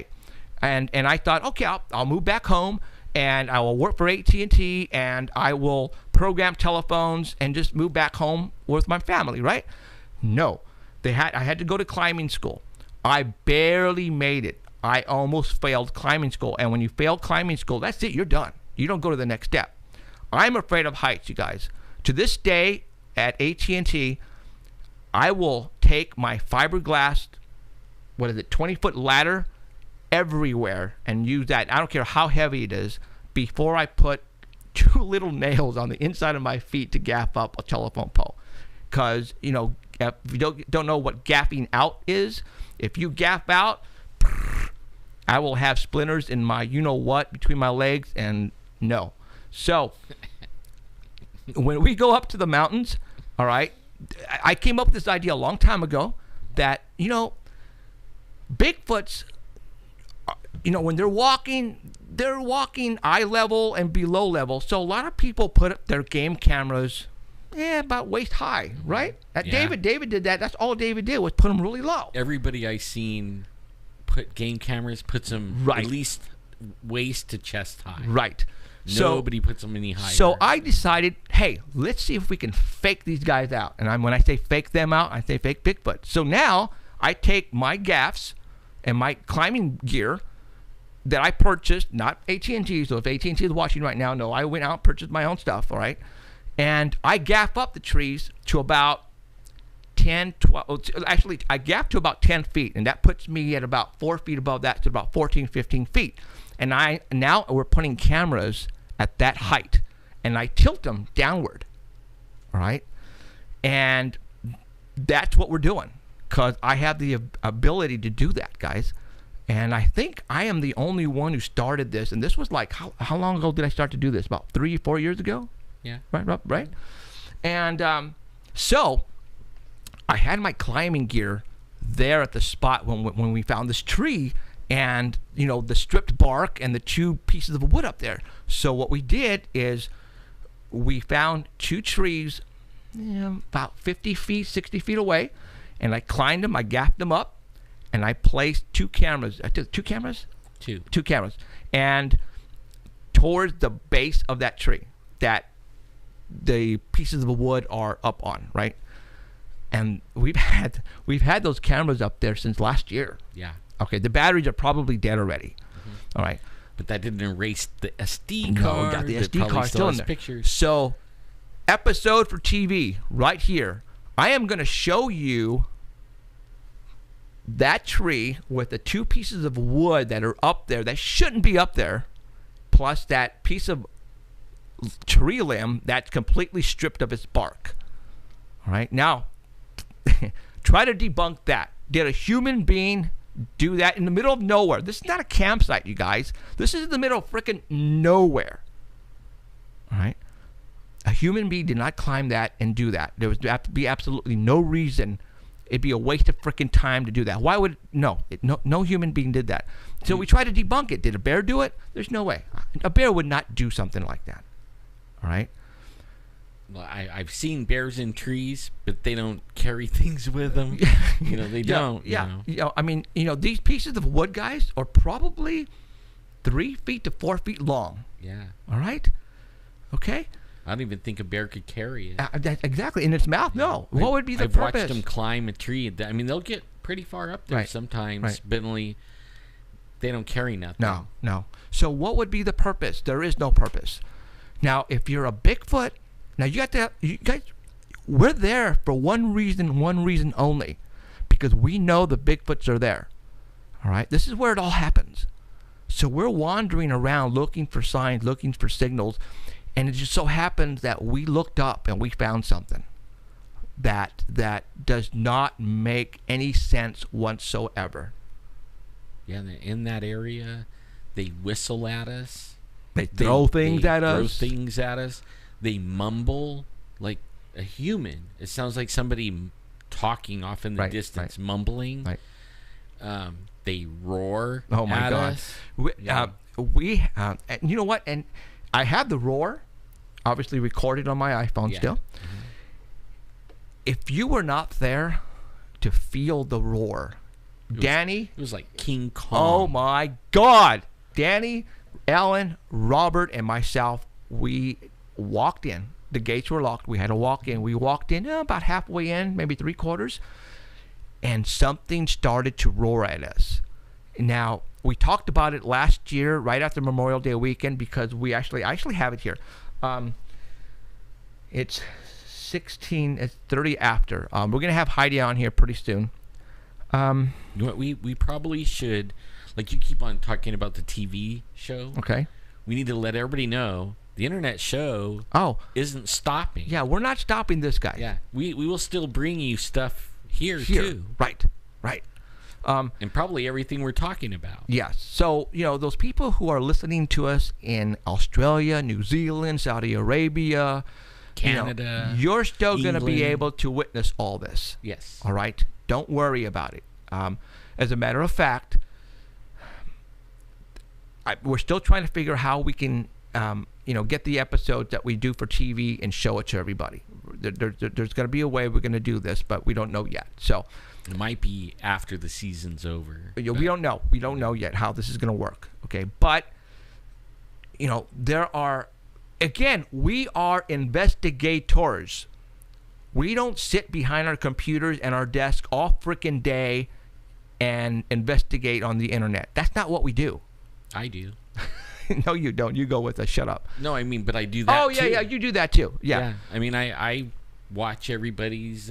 Sure, I do read too. I read Dr. Matthew Johnson's stuff. Sure. I keep up with Cliff Barackman and Bobo and everybody. I mean, a lot of Bigfoot groups and stuff. Right. But I look at all the Where's Waldo pictures. But what I'm trying to get at, you guys, is some of you guys out there are probably listening to what I just said, and you're probably going, bull, S-H-I-T. You don't have pictures of this. There's no way. There's no way. Absolutely no way you're making all this up. Or you're probably going to say, you climbed that tree and you placed it up there. Well, I'm going to tell you right now, you're out of your freaking mind, okay? Because when I get to 10 feet on my gaffs, my knees start doing this, all right? Because I'm afraid of heights, all right? I'm telling you right now, and probably on the TV show, you're going to see me gaff up, and you're going to probably, I'm going to have the camera guy zoom in on my knees so you can see my knees shake. Because I swear to God, you guys, I'm afraid of heights. I went up, for a vacation. We went up to Cancun, and we went to the pyramids up there. And I climbed one of the pyramids with my mom, thinking nothing. I got up there, I froze. I almost could not come down. And this was I think I was in junior high or in high school, and I freaked out. And I was up there for about an hour. I had to calm myself down. I just didn't realize, because the pyramids, the steps are like this. Right, straight up. They're straight up. Yeah. And I didn't realize that until I got up. You never looked down, right? Dude, I don't know how to this day how I got down. But I took my mom right behind me, holding my ass, bringing me down. I was scared out of my mind. So if you're thinking one of us climbed up that tree to put freaking 2 pieces of wood up there and to strip the bark, then it's time for you to find another show. Yeah, all right. It wasn't me. I didn't even leave the trail. Dude, you can't even climb up that hill to get there. It was off the trail, Okay. So I didn't go off the trail. Okay. We're not lying It's on the fun, things we're finding for you guys. It all is right? so fun. When you first pull in, and in your mind you're thinking, okay, because sometimes we go and there's nothing. Right. Completely dead. Yeah, you think that they're 100 zillion miles away, and then sometimes you pull in and we're not even where we think they might be at. Right. We're up at the top and we're waiting for the other cars to show up, and all of a sudden we're dodging things. They're throwing stuff at us and whistling and screaming and stuff. It's like, ooh, this is going to be a really good night. Day, yeah. And then we get down there and then they shut up. And then it's dead all the rest of the night. Right. But that's how it goes. Yeah. Sometimes you win, sometimes you lose at this. Okay. Yeah. But it's still fun. But man. we go up a lot. My heart pounds. We go up a lot, you guys, and the more often you go, the odds are in your favor. All right. So we get out a lot, and it's cool that we're getting phone calls now from people who are experiencing this stuff down here on the valley floor. I mean, I would have never thought. No, in a million years, man, never. But it makes a lot of sense. I mean, yeah. When I was a kid, I grew up out there in that area, and I walked those canals, and I ate off the fat of the land. I mean, believe it or not, there's peaches out there that you don't never see. They go to Japan or someplace. And they're probably huge, huh? Yeah, man, they're like big old mush ball size, right. And they're so juicy you can't keep from getting it all over you. I mean, big old huge giant plums and grapefruit and the tangerines. Yeah. Everything. Right. Almonds, walnuts, right. Pecans, figs. Everything. Everything. Grapes. All the different kind of variety of grapes. This is a buffet smorgasbord for Bigfoot. Yep. All right? And they're nocturnal, you guys. They don't come out during the day. When everybody's asleep, dreaming away, at 2 o'clock in the morning, this is when it all happens. The grapes or whatever. They're all at 2 o'clock to 5 o'clock. And this is the time where these people are telling us that they're witnessing this, Joe and Keith. Like he was saying that the thing was looking in his daughter's window. Yeah. And his daughter was seeing it looking in the window. And, I didn't meet her, but she's young, a little young girl. Right. And pretty cute. And Bigfoot's like that. Yeah, they do, guys. That'll draw their attention. I mean, in fact, I was listening to some Native. I posted it last night on Facebook. I heard that. I actually listened to it. And the guy was saying, if you're out camping and stuff like that, and you have your women, do not, and children, Right. especially girls, Right. do not leave them alone. If you're barbecuing, keep them close to you. Don't. And they were talking about right where they live. They're not talking about out camping. They're on the res where they live at. They're Right. saying he's teaching the people on the reservation not to wander off, not to, keep an eye on your children. Women, be careful because that's what they're after. Right. And he said, they'll carry you off. Yeah. And you'll be gone, and nobody will know what happened to you.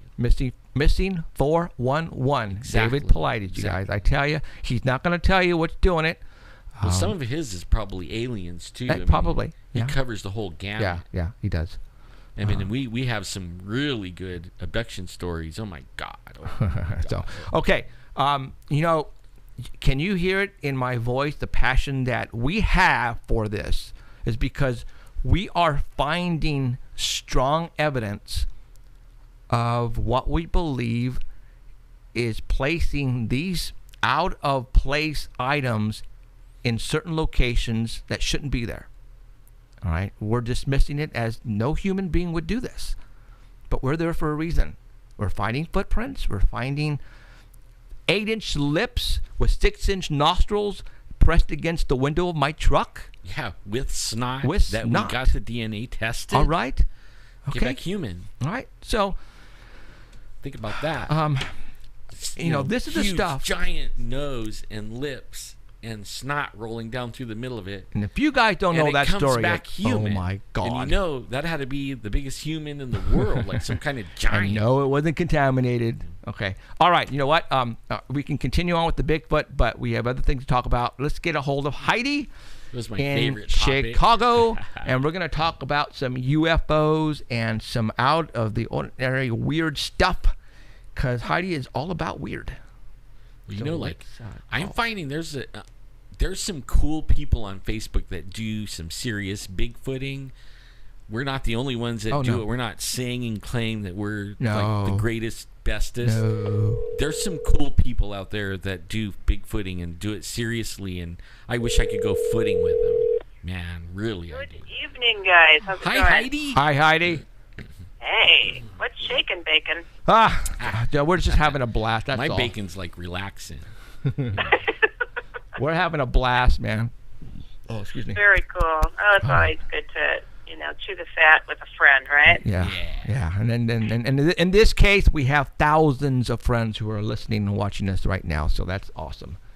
Whether they believe us or not is another story. But you know what, guys? I tell you, we're not making this stuff up. We're not. Yeah. Heidi's the outlander, and we're the outlandish. You know what I mean? There you go. My goodness. So.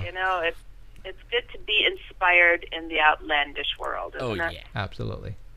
Oh, okay, well, let's get to the pictures. We're going to be showing you some photographs right now that Heidi sent me personally, and she also sent the photographs to the Art Bell people. Keith placed them on the Art Bell website, so you can go and follow us there if you would like, or follow us here. All right, Heidi, I'm going to put up picture number 1. You are go. All right. Well, I guess I will introduce myself a Yes. little bit. For those people who do not know me, my name is Heidi Hollis. I like to give odd advice. I always say I'm someone who has been there, seen that, experienced it, freaked out, found some answers, wrote about it, got over it, and now I'm hoping to help others do the same thing and understand our crazy, crazy world. And if you guys have a story, or you want some advice, or you want to have a comment put out there, feel free to get in touch with me. I don't care what the topic is on, angels, aliens, we'll cover it. Feel free to write me at oddadvice@gmail.com. And also feel free to visit my main website, which is HeidiHollis.com, which has a lot of different information, and my email is on there as well. So, Well, in fact, I thought I would start today off, since you guys are like nice and snug and warm where you're at, but most of the country is in a deep freeze. Oh yeah. How cold is it? We over need to there? blame Elsa for that, right? Oh, yes. Ice Elsa. Queen did this. Yeah. I don't know how cold it is today. I didn't check the, the temperature out there, but it's just been so, 0 below zero, just freezing. You're in Chicago, right? I am in Chicago, yeah. And my goodness, I wanted to share, some of the snow that the poor East Coast has been getting. They've just been dumped on.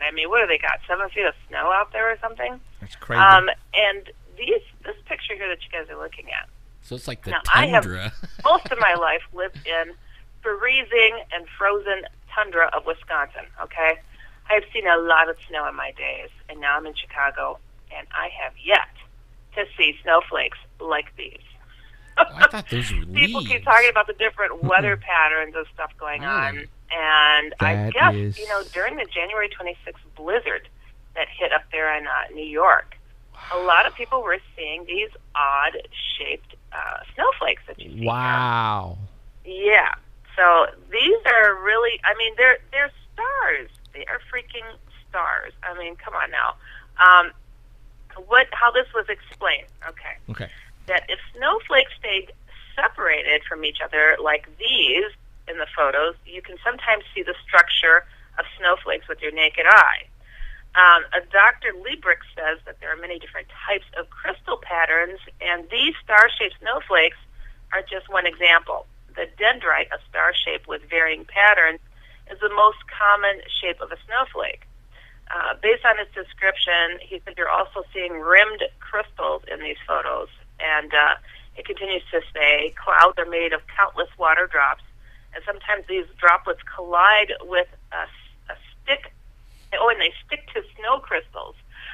The frozen droplets are called rime. All the different types of snowflakes can be found decorated with rime.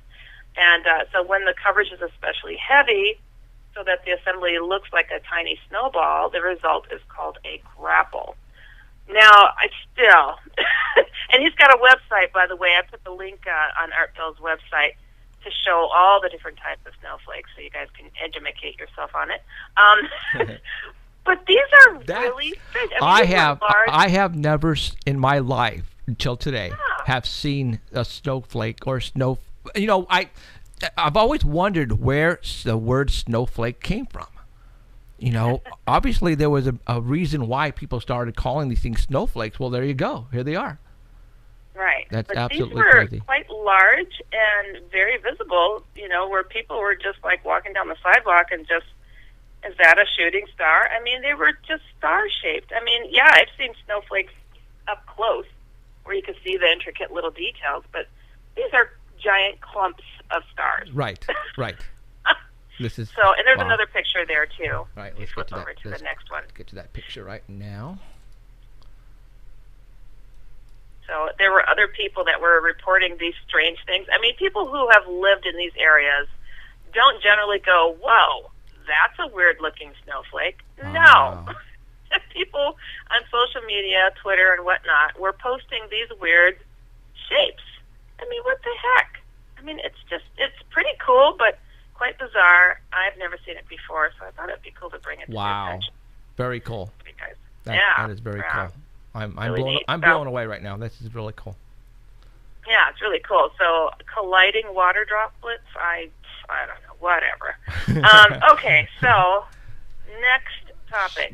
I wanted to get in a little bit on these lovely February 3rd of this year UFOs that was spotted over the Estrella Mountains, I want to say Estrella. Yeah, Estrella Mountains in Goodyear, Arizona. This blew my mind because I'm like, I can't believe I didn't hear about this sooner. Wow, this looks like what the Phoenix Lights from 1997. It's just really, truly, truly bizarre that this didn't hit the airwaves. Did you guys hear about these? I only heard about it or saw it on Facebook. Yeah, in That's it. passing. And it's like, it was such a big deal when it hit the news, and spread around like wildfire. But, I remember when it happened, and it was on the news, and I was like, what, did it happen again? Because I'd heard about it like 6 months earlier or something.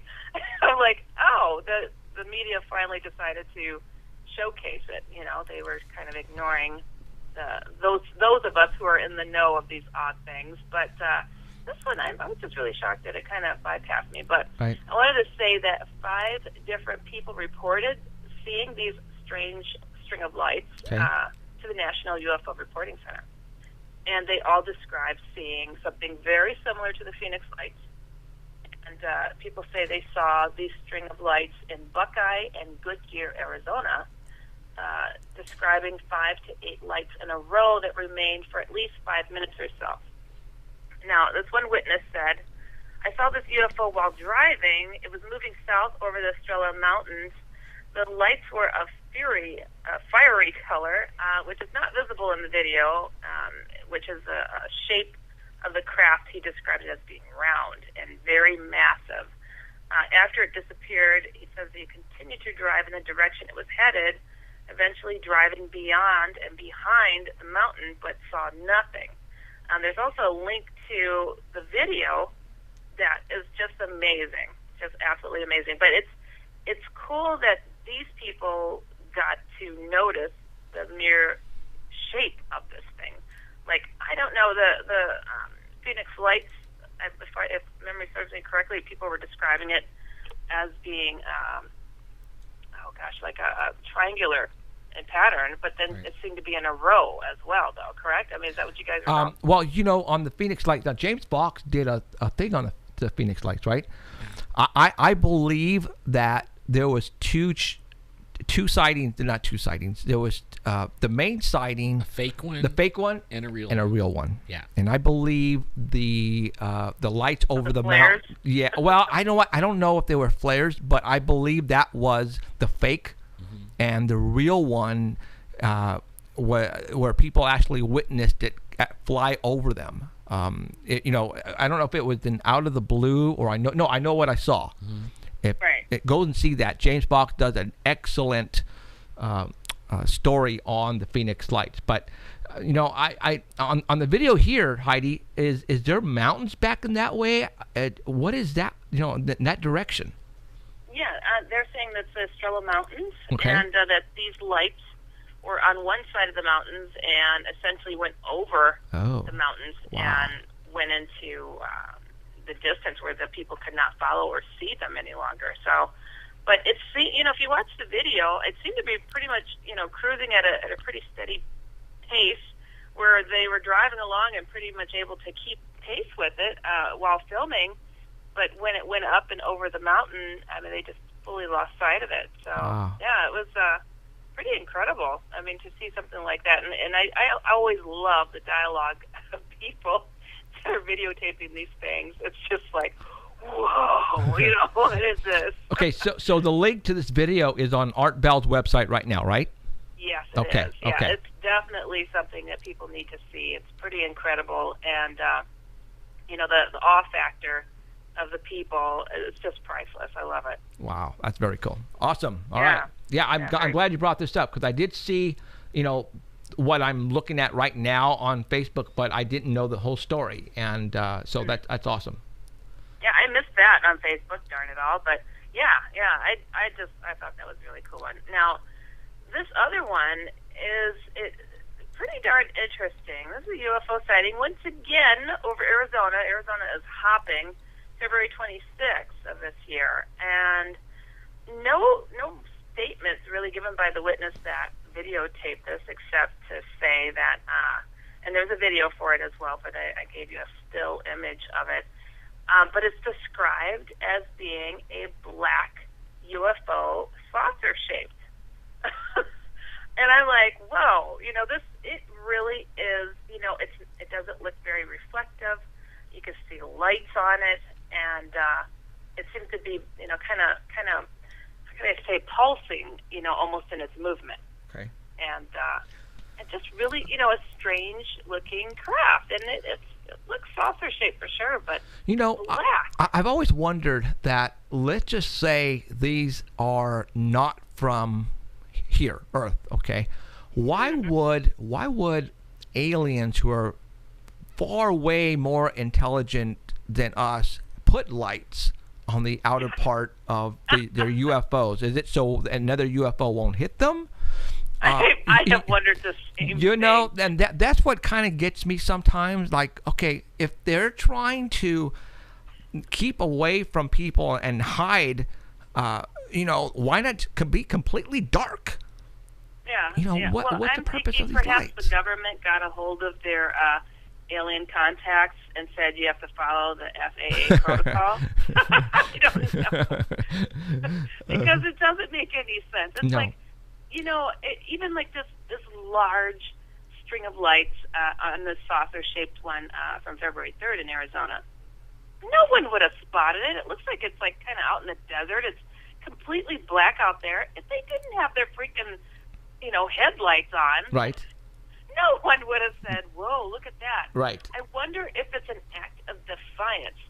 Just like when you tell your kid to turn the light off at night, and before they go to bed, so the bill doesn't go up, and the kid flicks the freaking light on. Right.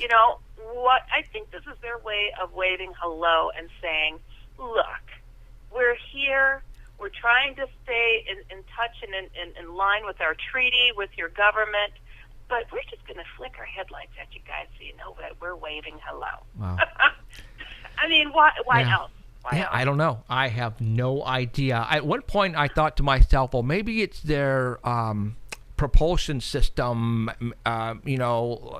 Maybe their engines require lights to be on. I don't know. I mean, that's the only thing I can think of.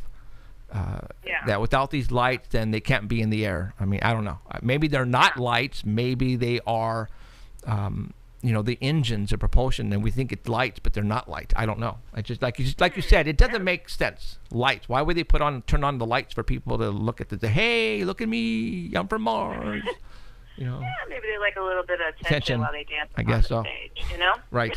So, Who knows? okay. Now, this next one, this is really cool. I think this is awesome. Okay, there is NASA has actually come clean about something.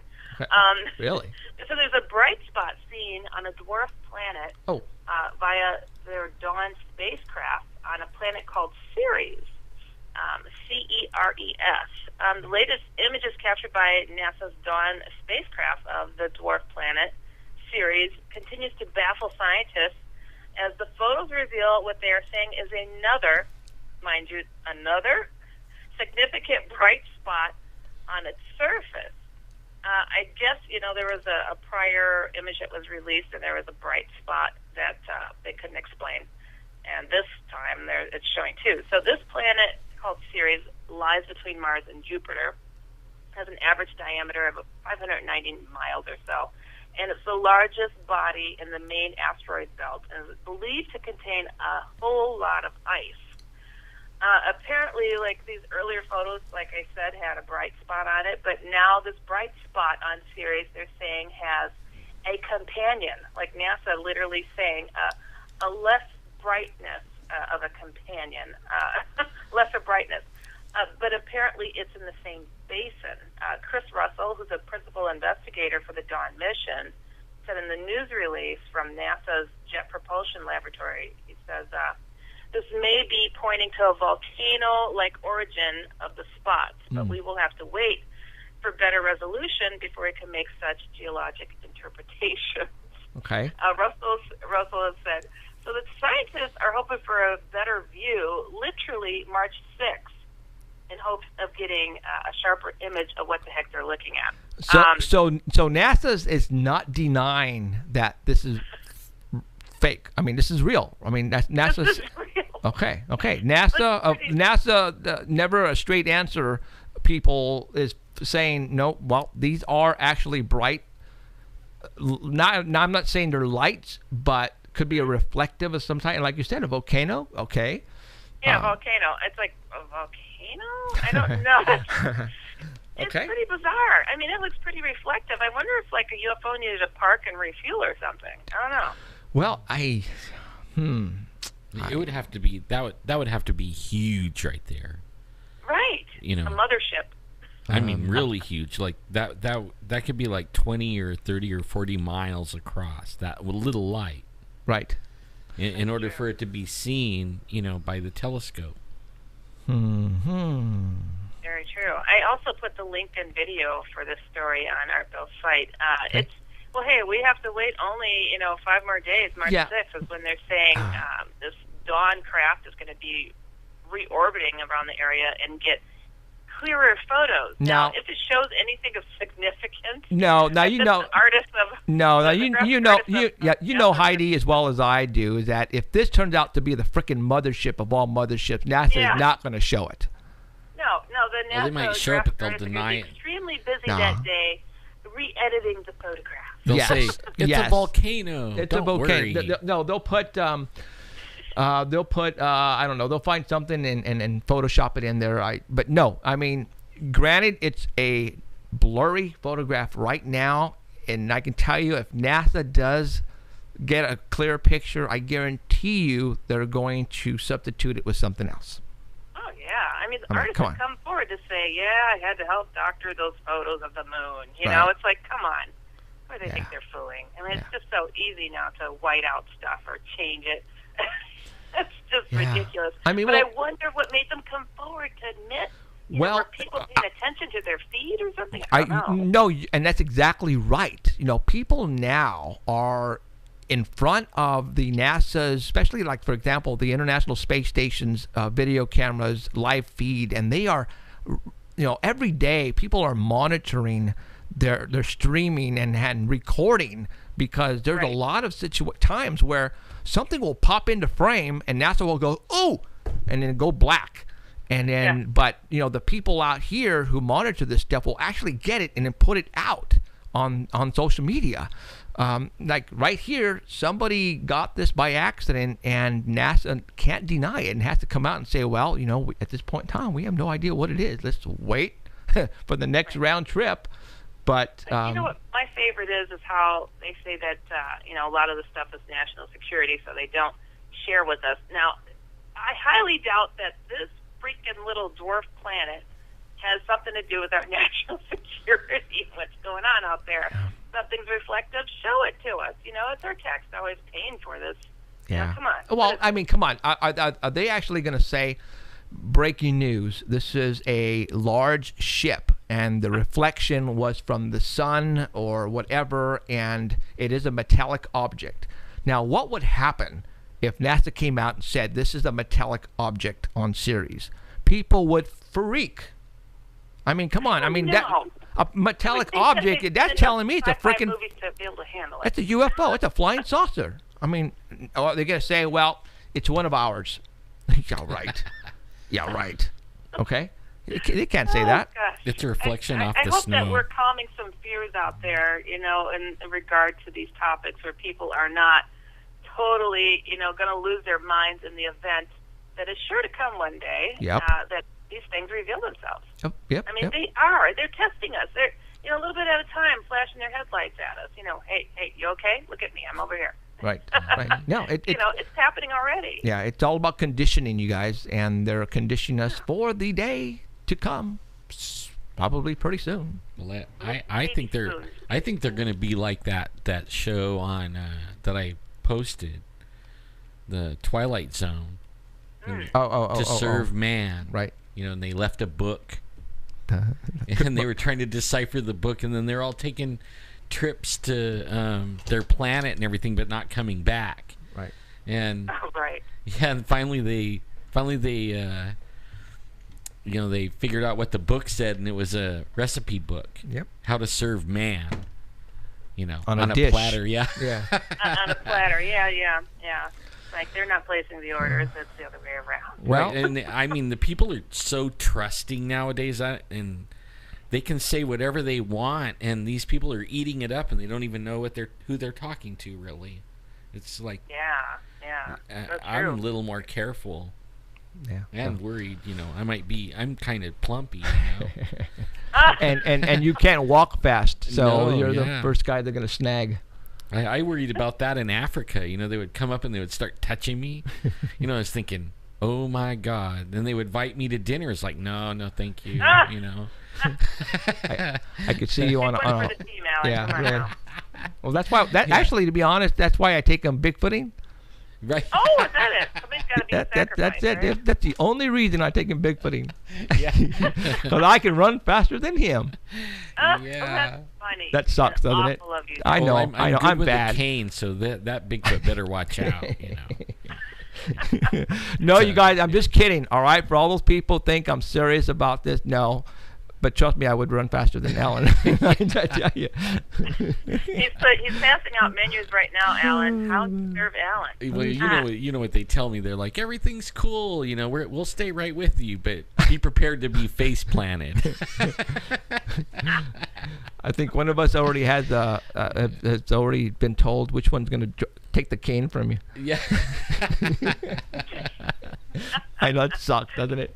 Oh my You're God! gonna steal my cane and leave me. Hey, I've got a couple of emails here too. Go for it. People sharing their odd stories and asking some questions for the little odd. Hey, advice. before you do that, did you get a hold of that person yet on the Ouija board? No, I did not. I got called in. I have been really quite busy on these weekends. There's a lot of patients coming in from hospitals, so I've been called in and called in and called in. So I have not had the chance, but I will definitely do that. Hopefully tomorrow evening. Okay, and just for so everybody knows, I get calls on my 24-hour hotline, and I got a call, another one, a couple days ago, where these people are having some experiences in their homes, and I finally got him to say, yes, I messed with the Ouija board a while back, and then that's when I say, oops, sorry, I can't help you here. Let me give you Heidi. So Yeah. let Heidi take care of it. So I gave Heidi the number, and Heidi is trying to get a hold of him, and as soon as she does, we'll let you know what happens. Oh yeah, I'm looking forward to chatting with them. I hope to be of help. It's like no miracle worker here, not a psychic, none of that, but just, I have faced some really horrific stuff over the years, and I'm happy to say I've been pretty darn successful, so I'm hoping to be of help to these people. So Cool. Fingers crossed. I will definitely let you guys know. Right on. Cool. Yeah, it'll be So- interesting. What's that? Well, it'll be interesting to hear. Oh, yeah, definitely. So The thing is, are Oh, they my going to goodness. listen to you? That's the problem I have is they have their own idea. Well, and a no. lot of times their idea Actually, gets them in trouble. these people so far who has called me are on their last straw. Oh, They have okay. no clue now what to do, and they're calling people on the internet, and they're getting voicemails and answer machines and stuff. And then when they get to me and I answer, "Hello, Jeffrey was saying a paranormal," and they go, "This is a live person." And I mean, every single time I get that, like they're blown away, and then I start talking to them, and then that's and then we get the story. But yeah, so okay. Yeah. wow. Well, let us know what happens on that one, all right? I will definitely. Okay. No, honestly, I think that is the biggest thrill that I get out of everything that I do, writing the books, doing the shows, doing lectures, is knowing that I'm helping other people. Right. In some sense. Even if just a little bit. I'm not a guru or know-it-all, but, all you could do is pour your heart out and hope that it hits somebody in the right spot, Right. Yeah, so. But, okay, I got a couple of quick emails here. This one says, Dear Heidi, my wife says she had a shadow man follow her for years. Why did it not appear to me? And can it find her 850 miles away? Should I be concerned?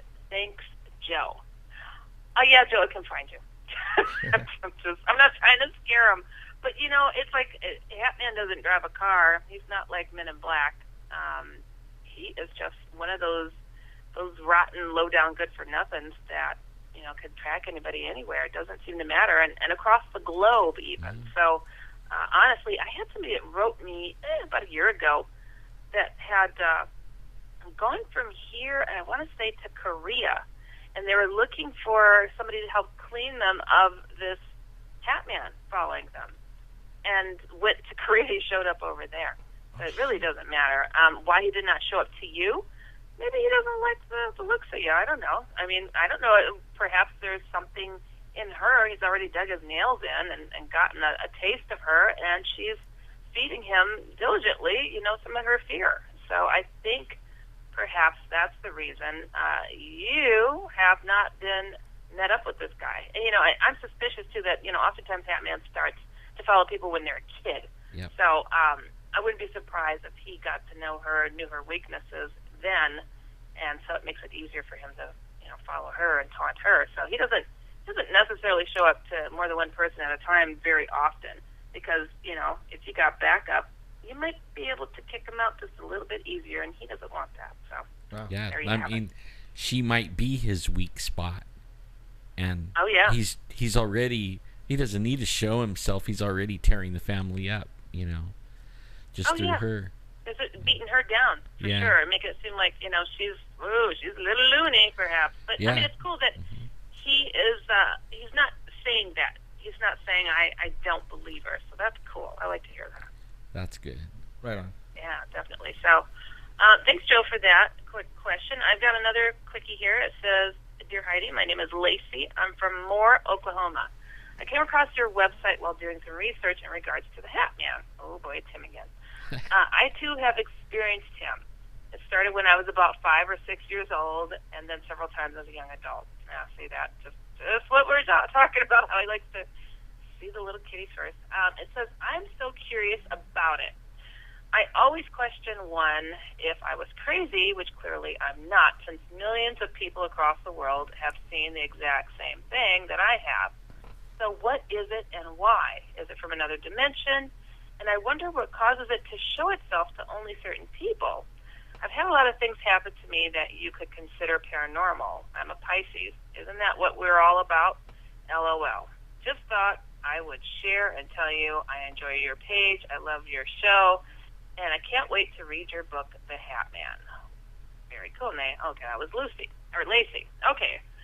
That's, how can I say? Curiosity killed the cat. It's like sometimes people want to, put something into a definition and pin it somehow and be like, "I know what you are. You're this A, B, and C, and this is how I'm going to deal with you." It's like, sometimes it doesn't take all that. I mean, just know he's evil. He sucks, and you don't want him around. And just deal with him. What is he? He's just pure evil. Why is he coming? Well, he found an interest in you. Perhaps your light is too bright, or perhaps you've delved into things that you shouldn't have, but you're 5 years old. What did you do? Steal a cookie from the cookie jar? No. So I'm assuming that he's really trying to stamp out your light, because kids are probably the most positive little creatures on the freaking planet. I mean, that and puppies. So I'm thinking that he saw your potential and he did not like what he saw, and he's trying to crowd you. So don't let it happen. If he's from another dimension, well, I've never seen his house here, so perhaps he is from another dimension. He doesn't drive a car. I don't know if he flies an invisible jet like Wonder Woman. I haven't seen it. So I'm assuming that he gets around through another means that we are not used to. So, yeah, he probably is from another dimension. But does it matter? All it matters is toss him out on his ear, throw some Jesus juice on him, which means your heart and soul and his name, and be done with him. So I hope that you do enjoy the book, The Hat Man, if you do get a chance to check it out. And I hope that this was helpful. I don't know. What do you guys think? I think that sometimes they follow families, and there's a parent or a grandparent or a great grandparent opened up a door, and then they kind of glommed onto the family, and they find a weakness that's past, a learned weakness,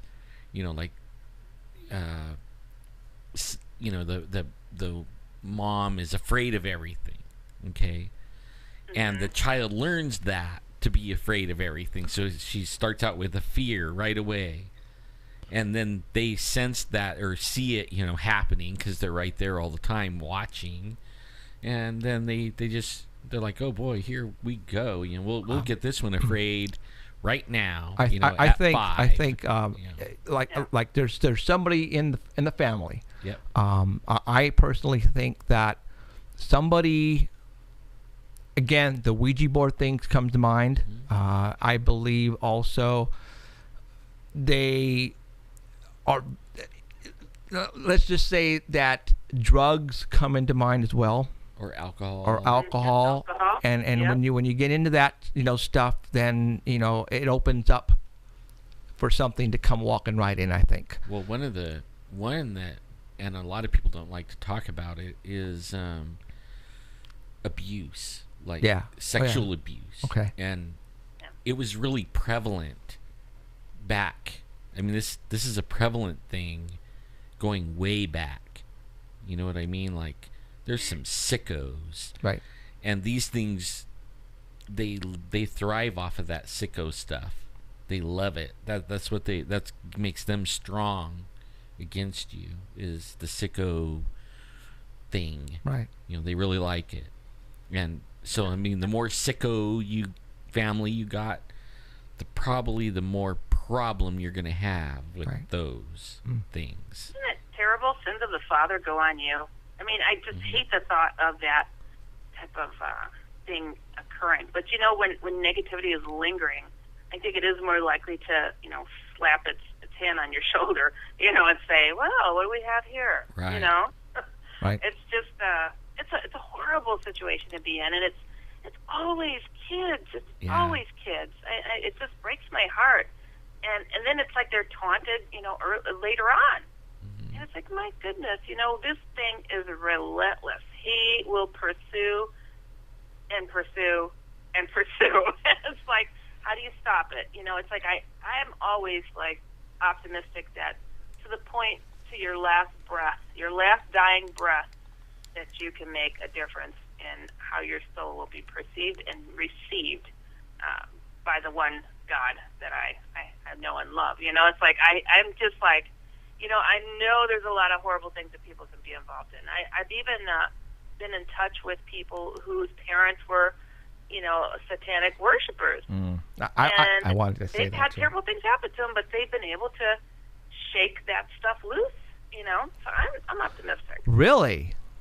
Yep. I would think that you're done. No. Wow.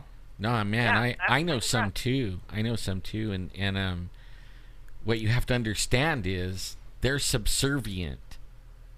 Everything in the universe bows to that one name. Oh, yeah. No matter what you did, no matter where you've been, no matter what your dad did, no matter where you are in life and whatever you did, when you give yourself over to that, then they have to bow to that name, just like you will have to.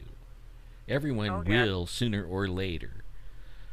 And the name you're talking about is Jesus' name. Oh, yeah. And that name right there, and you know what's really funny is you could go on YouTube and type in people that's been alien abducted, people that channel demons and stuff like that, and then they finally find the truth. Okay, they finally find the truth. Yeah. Those people can stop abductions. They can stop demon possessions. They can stop all that stuff with one name. And Indeed. sometimes somebody will be channeling a demon, or what they call themselves even an alien. I'm an alien, you know, and they'll give themselves a name, and really they're a fallen angel or a Nephilim or whatever you call it. And they're talking through this person, and the person will ask them, what about Jesus? And they'll slip. There's 2 or 3 videos, and they'll slip, and they won't even say Jesus. They can't say that name. They call him Emmanuel. And Like a liar. I've seen like 5 videos where the demons actually come out with the name Emmanuel, and you admit, you know, that he created everything, even them. And then when they realize what they did, they backtrack and then start talking about, you know, Star, Sirius, or whatever. You know, all this stuff that it's not real. It's fake. Right. And that's why, you know, that's why I trip out. I see these people going on this alien kick lately that, you know, they're saying that they're coming to save us and save us from ourselves, you know, that we're polluting the earth and Mother Earth is, you know, under attack from us and all this stuff. Now, Heidi, a little while ago, you were saying, I mean, the way you were describing, you know, your UFO reports, do you think that aliens are from other worlds? Because, you know, Alan thinks the total opposite. I believe that these beings did not originate from here. I think that they've made this place their home now.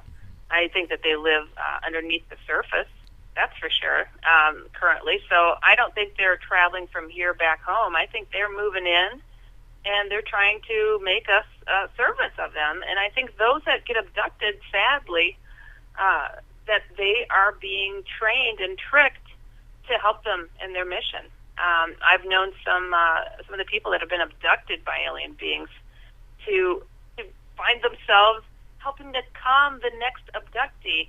Like, it's okay. Just let them go ahead and do what they want to do to you. It's okay. You are chosen. You are special. Right. And it's a horrible, horrible scenario. And I'm like, oh, that's why you're their pet. Okay, I got it now. You know, it's but those people. You know, it's. I was around when people were terrified and terrorized by their alien abduction experiences, Yeah. and then to watch them change. You know, to I'm chosen, I'm special. I'm like, what? I saw you crying last month at the meeting. Like, oh my gosh, I can't believe they're taking my kids. They're raping me. They're, you know, to I'm special, and because they're letting me help comfort other abductees, and they're teaching me so much stuff. And I'm like, hold on, there are school teachers who are raping their students. Okay, that's not okay, and we know this as a society. Why is it okay for a non-human being to do the same thing? Since when is abduction, rape, or abuse okay? You know, and this is what really angers me, that our government is allowing it to happen. They know it's going on. I think abuse, they're afraid of them. Rape, I know, think, and abduction? I think This they're is afraid. It's an atrocity, and they should be ashamed of themselves. When you like when you if you go back and research this is what's really interesting. Okay, you go back, way back, and you don't, and it could be, some of it's in the Bible, some of it's in the book of Jasher, some of it's in the book of Enoch, some of it's in the Egyptian stuff, but they all talk about the same thing. They said these gods, okay, they brought technology, and it'll say what they taught. Okay, you know, they taught this, they taught makeup, jewelry, that wore all this stuff, and they brought it in to control. They actually were put here, and they can't leave here. They have to stay here. And some of them were so bad that they chained them under the ground, and they're under there right now, chained down. They're that bad. They're down there, and their whole thing is to fight over us. Oh yeah. That's the whole thing is to be fighting over us. We're real special. The human race is special. Very much so. It's why I call my book The Secret War, because there are good and bad beings that are literally fighting over us, fighting over our very souls. I've got a story for you guys that was told to me not too long ago. This is really crazy. That the Hat Man brought a creature of a sort that was very pale white, really nasty, disgusting looking thing, and it was bound. It had straps around its legs, its body, its arms. And the Hat Man said to the guy, "Free him. You can do it. Come on, just try." He couldn't do it. What the heck? What is that? I think that even the Hat Man, I mean, I know it's related to the alien phenomenon. Evil is evil. Yeah. And people have seen, I have it in my book, the Hat Man book, have seen aliens, kind of in conjunction with the Hat Man phenomenon. And it's like, you know, they see, like you're saying, the human potential is unbelievable. Right. And if they could take us down, they would have by now. But they need something from us. And they're trying to get us to do it without us knowing exactly what we're doing. We think we're dreaming. We think that we're crazy. And we're like, is this really happening? Well, I can't tell anybody about it. And these things are getting the upper hand, and it's continuing. And it breaks my heart every day that I get an email that's just, you know, they're winning the war. There goes another soldier down. Each person that's being taken down and laughed at is another soldier that's being lost to this war that nobody is even acknowledging that it's going on. It's disgusting and sad, and I think that people need to start trusting their neighbor, that they're not lying. So do you think what I just heard from you is you think that there are good aliens and bad aliens. Oh yes, Well, I entities. have. Entities. Yeah, they're not really Oh yeah, aliens. I've been in the company of some. I guess you could say Okay, that okay. regard God for who So- He is and Jesus too. Okay, so entities, you are saying that, okay, bad entities, demons, whatever. Now, what are these good entities? Why? What do you consider those? Angels? Yeah. Okay. I don't consider them as anything but something more positive. I think perhaps in the past that people might have confused some of them for being angels. I don't know. For myself, I knew that they did not look human, and I knew they had no problem saying the name Jesus and told me that I need to pray more. So I was like, okay, what? What is going on here? So yeah, I think that, So more like messengers from God, then, trying to help us out. That's I what think that's that what the there are name beings angel that even see means. we're being infiltrated. Okay. But they're following the golden rule of non-interference, though these other ones are just interfering left and right. But they're trying to drop seeds to let us try to fight our own war, but they're not going to let this planet go down. This is God's world, This isn't going to happen. Yeah, they're making a lot of ground on us, these negative beings, but it's being monitored. And I'm sorry, but it's like, again, these things have to hide in the dark for a reason. Right. Because they really need the cover. But we can walk in the sunlight and we can take these things down, and we've got God on our side, the positive forces on our side. And I think it's a battle. They've talked about in the Bible it's going to be in the heavens here and there, and all at once, like we're going to see it all at once. But it's going on individually. I mean, we got these little sneaky agents coming up to us when we're most vulnerable. I mean, that's what a low down, rotten, dirty thing to do. It's about time that we start recognizing it and encourage each other to open our eyes and also be able to close our eyes and feel what's in front of us, because these negative ones know how to shapeshift to look like anything you want. Yep. But you've got to trust your gut, your God-given gut, to know what's standing in front of you without looking and analyzing and trying to define it, Yeah, I think they're more not alien so much as they're interdimensional. You know what I mean? Yeah, I haven't been to those other dimensions, so I don't know. But we can't see them. I mean, all these texts that I was listing earlier that go back thousands of years, all of it relate, and all of them talk about that we can't see it. We only can see in a certain Realm. light. Right. Like we have cameras that can see beyond that will enable us to see a little bit more. Right. You know what I mean? Right.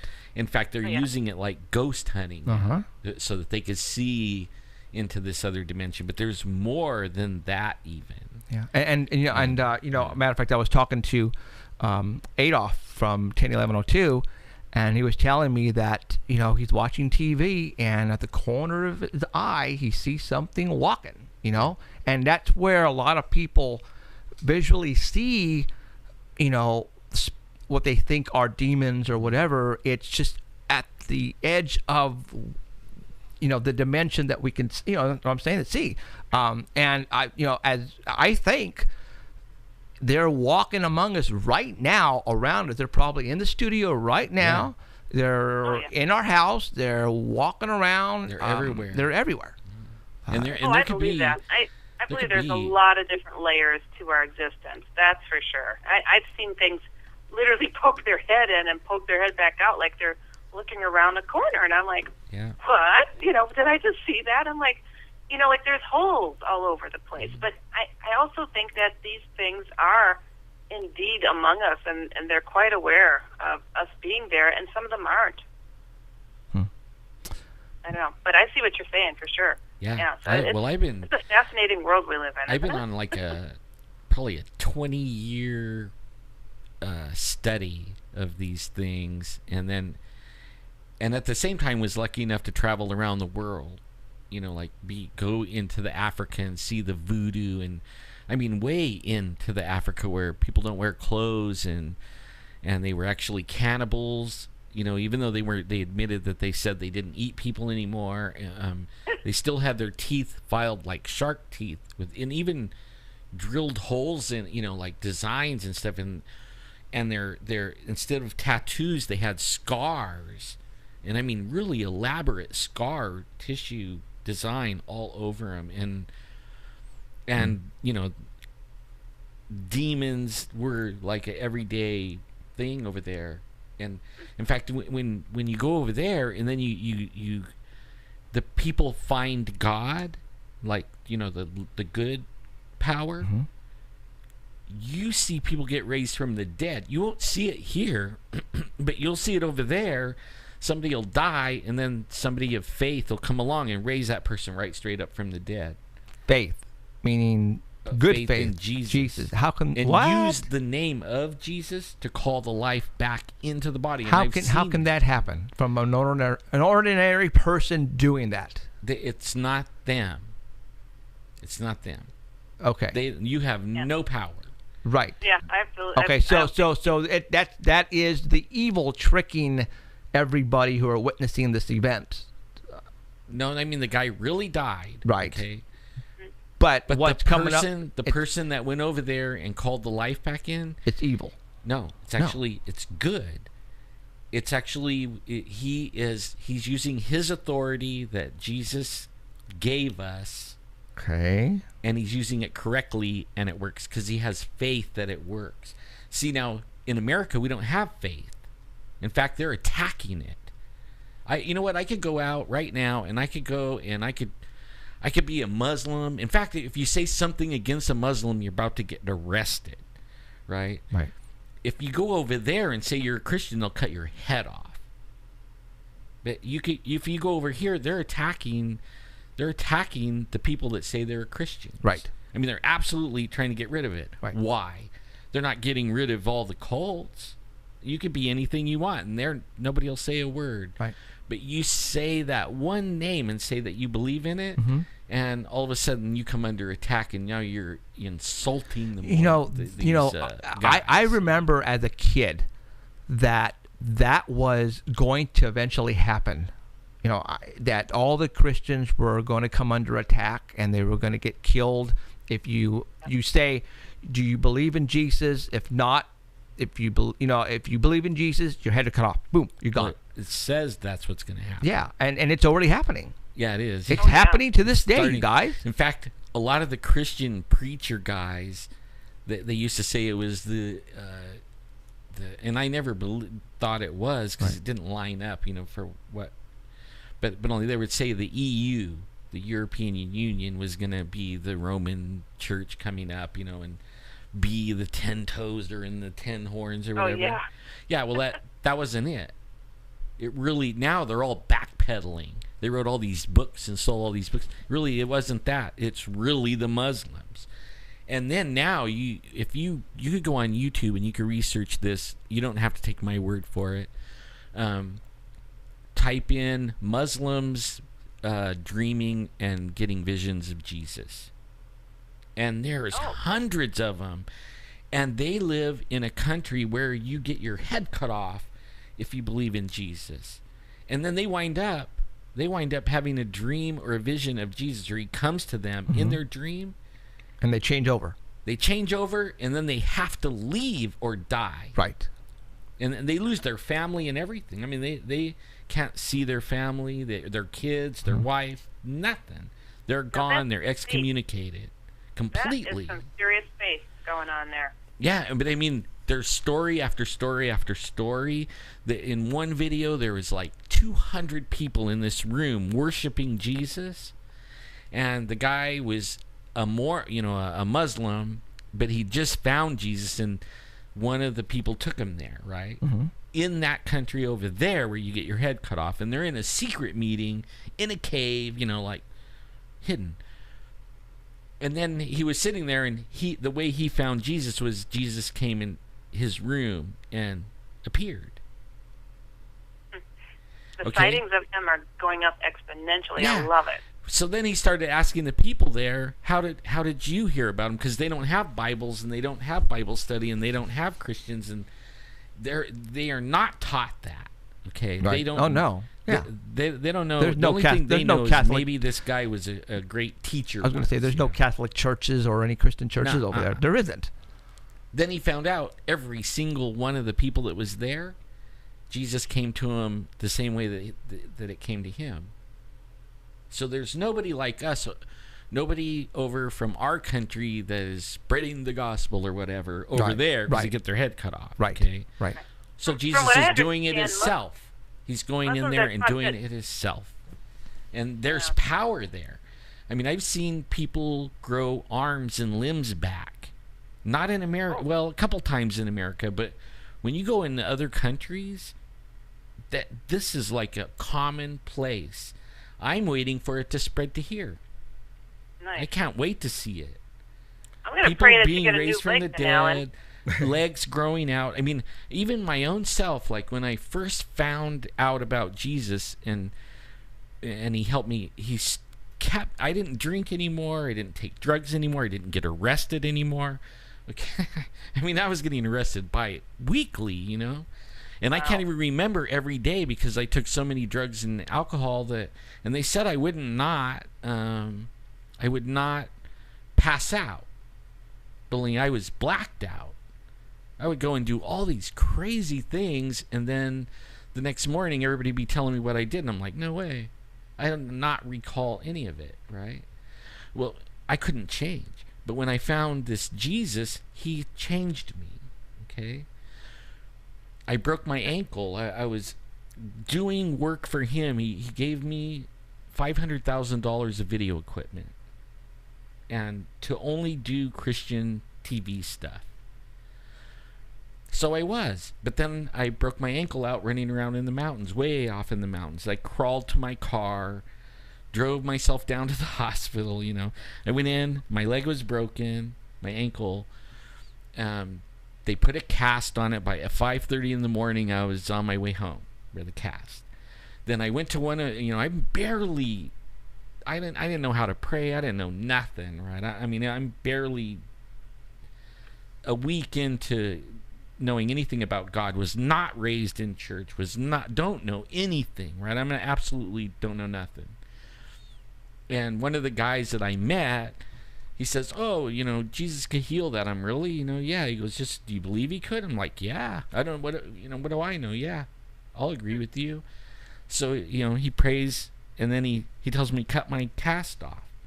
You got to cut it off and then take off walking to prove, you know, that you have faith. I'm like, okay, you know, so I did, you know, I did. I cut the cast off. How and, long? you know, How long after when the cast was put on did you cut it off?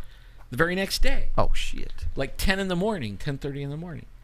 I mean, 5:30 in the morning I had to put it on. 10:30 in the morning I had to take it off. Now this is paranormal, okay? What I'm about to tell you is paranormal.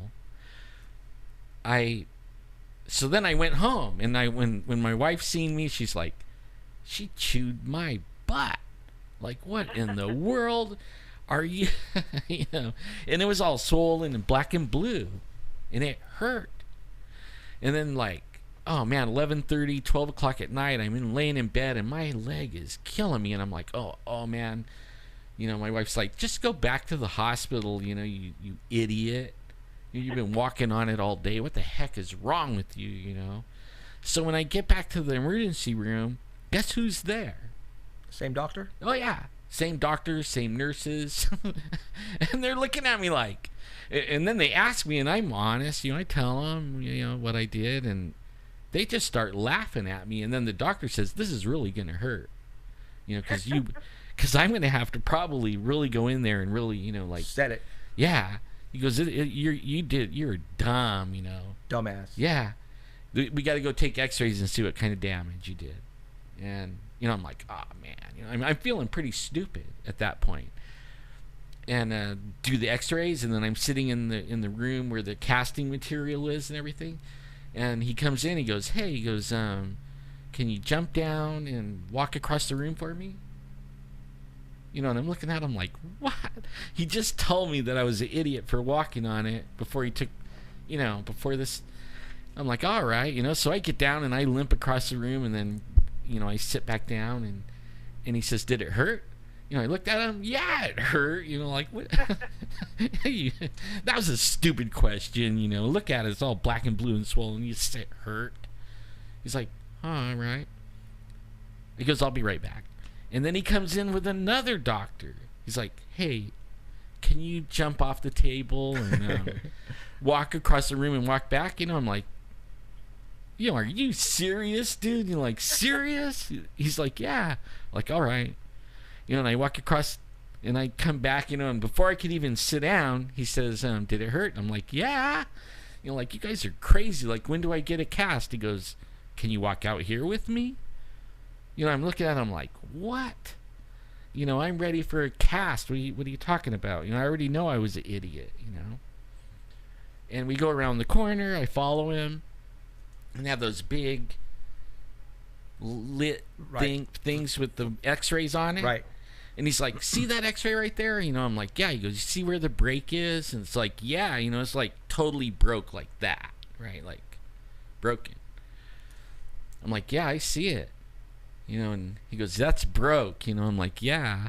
He goes, come here. And we step over to this other one. He goes, okay, look at that one. And he goes, can you find the break?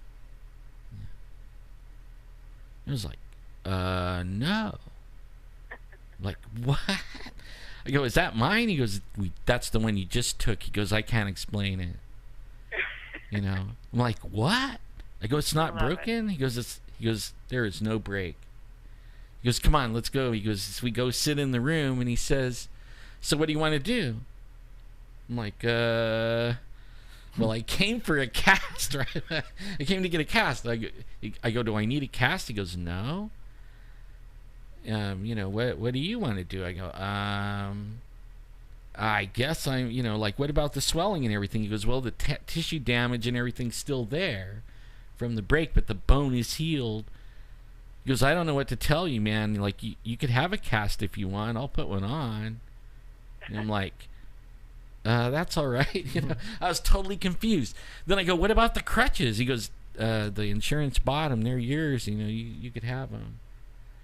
And it still hurts. So then I'm like crutching my way out of the hospital with no cast. And I'm like, I parked way out there because I couldn't get a parking place. And I get outside the door, and I'm crutching along. And then it dawns on me that my leg isn't broke, right? The bone is not broken anymore. In 24 hours, my bone is all healed up.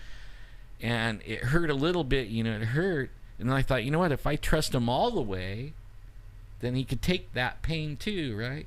So I threw the crutches on my shoulder and I started walking. By the time I got to my car, my leg stayed black and blue for like 2 weeks, but I didn't have no more pain, no more broken bone, and I was able to continue working. Did you tell him that you took it off in faith to prove faith? Yeah, I told him that. So hey, good. Yeah. I was hoping that element was just thrown in there too. Yeah, well, like a week later, we're, I started going to this church that guy went to. The one that prayed for my leg and cut the cast off. Like, man, I gotta go where, that was like amazing, and that really that got me on track to really studying. Nice. Okay, then that's we're in there, and he says, hey, there's a lady in there that was my teacher, like through elementary school, and when she was my teacher, she wore glasses. But something happened and she went blind. And she'd been blind for 8 years. Now I'm an adult in my 20s and I know her. I've known her for a long time. And I watched her go blind. I watched, the whole thing. And he comes over, this guy that prayed for me, he comes over, he says, hey, he goes, man, God told me that he would heal her eyes if she believes it. I'm like, really? He goes, yeah, let's go ask her. He goes, you want to pray with me, with her? I'm like, yeah. I don't even know how to pray, really. So, like, I'll just follow your lead. He's like, okay, just come with me and agree with me. I'm like, okay. And we go over there, and he asks her, and she's like, oh, yeah, God could heal my eyes. Just like I was with the leg. Hey, yeah, he could heal me. He prayed for her, and then she started crying. And then she told us later that her tear ducts had dried up. and it dried her eyes out like raisins, and that's why she went blind. And she started crying, and pretty soon she pulled off she had these patch things on, you know, on both eyes. She pulled them off and opened her eyes, and they weren't all the way formed. We watched them grow back in her head. Beautiful blue eyes. And she was like 70 years old. All the years I knew her, when she could see, she wore glasses. After that, she didn't need glasses. She had perfect 20/20 vision. Wow. Yeah. I mean, that is supernatural, you guys. Supernatural. That is paranormal. That is. I mean, that is a trip right there. That is. That one, now, you know, like for people that come with me with these demons and negative and all this stuff, it's hard for me to, like, see it their way. You know what I mean? After I seen it the other way, and then I traveled to Africa and some other countries where I was in the voodoo, you know, stuck in the middle of this voodoo stuff. And so I don't see it like everyone else at all. And then now I research like a mad dog, you know, like I read all the texts. I probably read the Bible like 7 times from cover to cover. Because there's truth in it. There's truth in it. And I mean, that stuff works in there. And some of the stuff it says to use over these entities that I'm not sure aliens really. I'm not sure really what they are, but all I know is that when you use the name on them, they run. Oh, yeah. Just like and it doesn't matter what it is and where it came from. I tell people the same. Yeah, I mean, they hightail it, but only if you don't know what you're doing, and you didn't ask Jesus to be with you or whatever, and you try to use that name, you could be in a lot of trouble. Yeah. Because really, they own you still. They own you. If an alien is an alien, how do they recognize the name Jesus? Huh? Yeah, how does that work? It's a good question. It's a good question. You know? I have been with Alan, you guys who are watching this and listening to us right now. I have been on 2 occasions that we went on 2 cases where the people called for help. A person in their family was they were possessed basically, and Alan and I went over to each one of those locations, and on one incident, and Alan had said this story. I'm just going to say it really quick. We walk up the driveway. The lady who's possessed comes running out of the house, bypasses me, doesn't even look at me, goes straight to Alan and starts cussing him out and say, "What are you doing here? What power do you have here? Where is your effing Bible? I don't see it. Get out of here." She goes back inside the house and does not come out until Alan leaves. And Alan looks at me, and I look at Alan, and I say, "What the F just happened?" Okay? Wow. It's because Alan somehow has the ability or to help people when it comes to this evil stuff. And we went in another situation, where this boy, teenager, 18, 17, was possessed.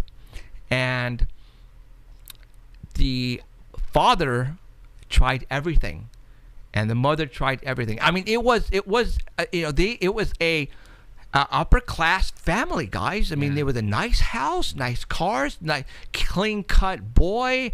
The daughter was clean. It was, you saw a regular family, but the son, according to the father, was possessed. And Alan asked him, "Do you want me to help you?" And Alan and the father asked and told Alan, "Please help me, do whatever. You have my permission to get rid of whatever's here." And Alan did some things, prayed, and we walked outside, and I remember it was our psychic. It was you and me, and the boy walked out, and to this day I can see his face looking at us walking to the car. It was so effing evil. I looked at his eyes, and he looked at us, and he smirked and smiled. and he got into his car and left. And we went home, and the father called Alan a week later, 2 weeks. 2 weeks later, and he says, Alan, it worked. And we're going, what do you mean? He goes, my house is clean. Matter of fact, we smell roses in our house. Our house smells like roses. And but the negative of all this is that the father lost his child. The boy could not come back into the house, and he moved out of the state, I think. Right. And he could not come back. But you know what? His father tried everything. I don't know what happened prior to all this happening. I don't know if his son was into drugs, if he was satanic worshiping, but his father let him go because he was his tired. son is 18. He was 18. And part of this thing is, if you're consenting, you have to want it out. Okay. Right. Right. If he didn't want it out, okay, the father owned the house and Right. the land. Right. I could clean that off. And I even told him, I go, one of two things will happen, right? The son will finally say, okay, get it out of me. Which he never or did. he'll leave. Right. And that's exactly what happened. He left. The son left. Yeah. Right. And the dad was sad that he left, but hey, he was loving that his house He was content. And that's you know, what I couldn't understand, is that his father, his son, his probably only son, he saw him go. And to this day, we don't know. He hasn't called. Obviously, he hasn't called Ellen back. To this day, his house is clean. There's no more possession. Yeah, there was stuff flying around. They said bookshelves flying Not around. while we were there. No, We didn't no. witness any of this. Okay. No, they were telling us about But it. I'm going to tell you guys right now, when we were outside on the grass underneath the tree, and when the boy came out, he walked around the backside of the car, and he looked at us, and if that wasn't an effing movie script, and he was looking at us with freaking evil in his eyes, I looked at him, and I got the chills up my spine and goosebumps, because I'm going, oh my God. And I saw he looked at just with evil, and I saw it with my own eyes, guys. I have never witnessed anything like that ever in my life. And when Alan called me 2 weeks later to say, hey, I just got a call from this father and told me what happened, I'm going, holy shit. That isn't the first time that happened to me where they smell the flowers. Right. It's Yeah. I don't know where what it is, but The that's odor not the of first sanctity, time. They call it. The odor of what? Odor of sanctity. Okay. Yeah, the smell of roses like that. I had experienced it once, and it was really shocking. Actually, it was just around it was around Thanksgiving. It happened to me. You guys know about my odd situation with. I literally, my head is not attached. It's just the strangest thing. It's very rare. I told you guys this. Right. My top two vertebrae are separate, and Yeah. and at times it's given me issues. And a friend of mine was like, Heidi, I want to bless you with this holy water that I was in Ireland, and I had to hike 6 hours up this mountain to go where this monastery used to stand, and there was an old well there where they say miracles happen. And she said, I got on my hands and knees, and I got this water out of that old well, and here it is, and I want to bless you with it, to hope that your neck will never give you problems. I'm like, well, that's sweet of you. And so she does the blessing on me, and she's like, I'm very picky on who I'll bless with this.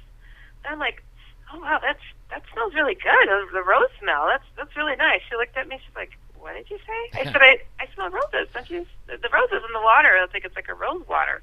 She's like, Heidi, no, there's no smell. She's like, oh my goodness. She's like, that's the presence of holiness. That's the Holy Spirit.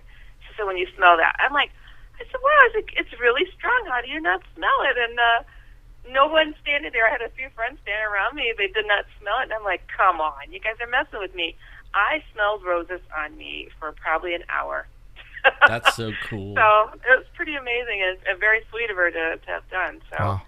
just yeah, it's kind of cool. And I think Alan knows my miracle stories, but I'll have to share that with you guys sometime. Well, I want to add something really quick. I am not special, okay? Me I am neither. not. No. Yeah. This Jesus person we're actually his offspring, right? That he created us or made our DNA. Every one of us has the right to do what I did. Every single one of us. It is just all you have to do is believe it. It's easy. I mean, what I trip out on is more people will believe in the aliens and the shadow people and all this other stuff, right? No problem there, man. I could go talk about it all day long, and I love talking about it, because I don't understand it really, all of it still. Right. But all I do know is when it gets so evil, I could stop it. But so can every single person, really. This is not, it's a free gift to everyone. I mean, it's an actual free gift to everyone. I'm not special. Anybody that does that stuff is not special. Everyone can have that. And, I mean, it took me a long time to figure that out because I was more afraid of everything. And once I found out that you didn't have to be afraid, that you actually had some kind of power over it, that you could use, not yours. It's kind of like a cop. He doesn't have any special power or anything, but he has the authority of the police badge and all the gun, And he not to mess with him, otherwise he could put you away, and make your life miserable. It's about having no doubts in where you stand, where your faith is. Right. And I've talked to you guys a few times with how I feel when it comes to, I write on these horribly negative things: the Hat Man, shadow people, aliens, alien abductions. And I'm like, there needs to be a balance. I also have a book on Jesus encounters, angels, and faith. And I only get called about the negative stuff to come on the shows and talk about the negative stuff. And I'm like, no, you know what?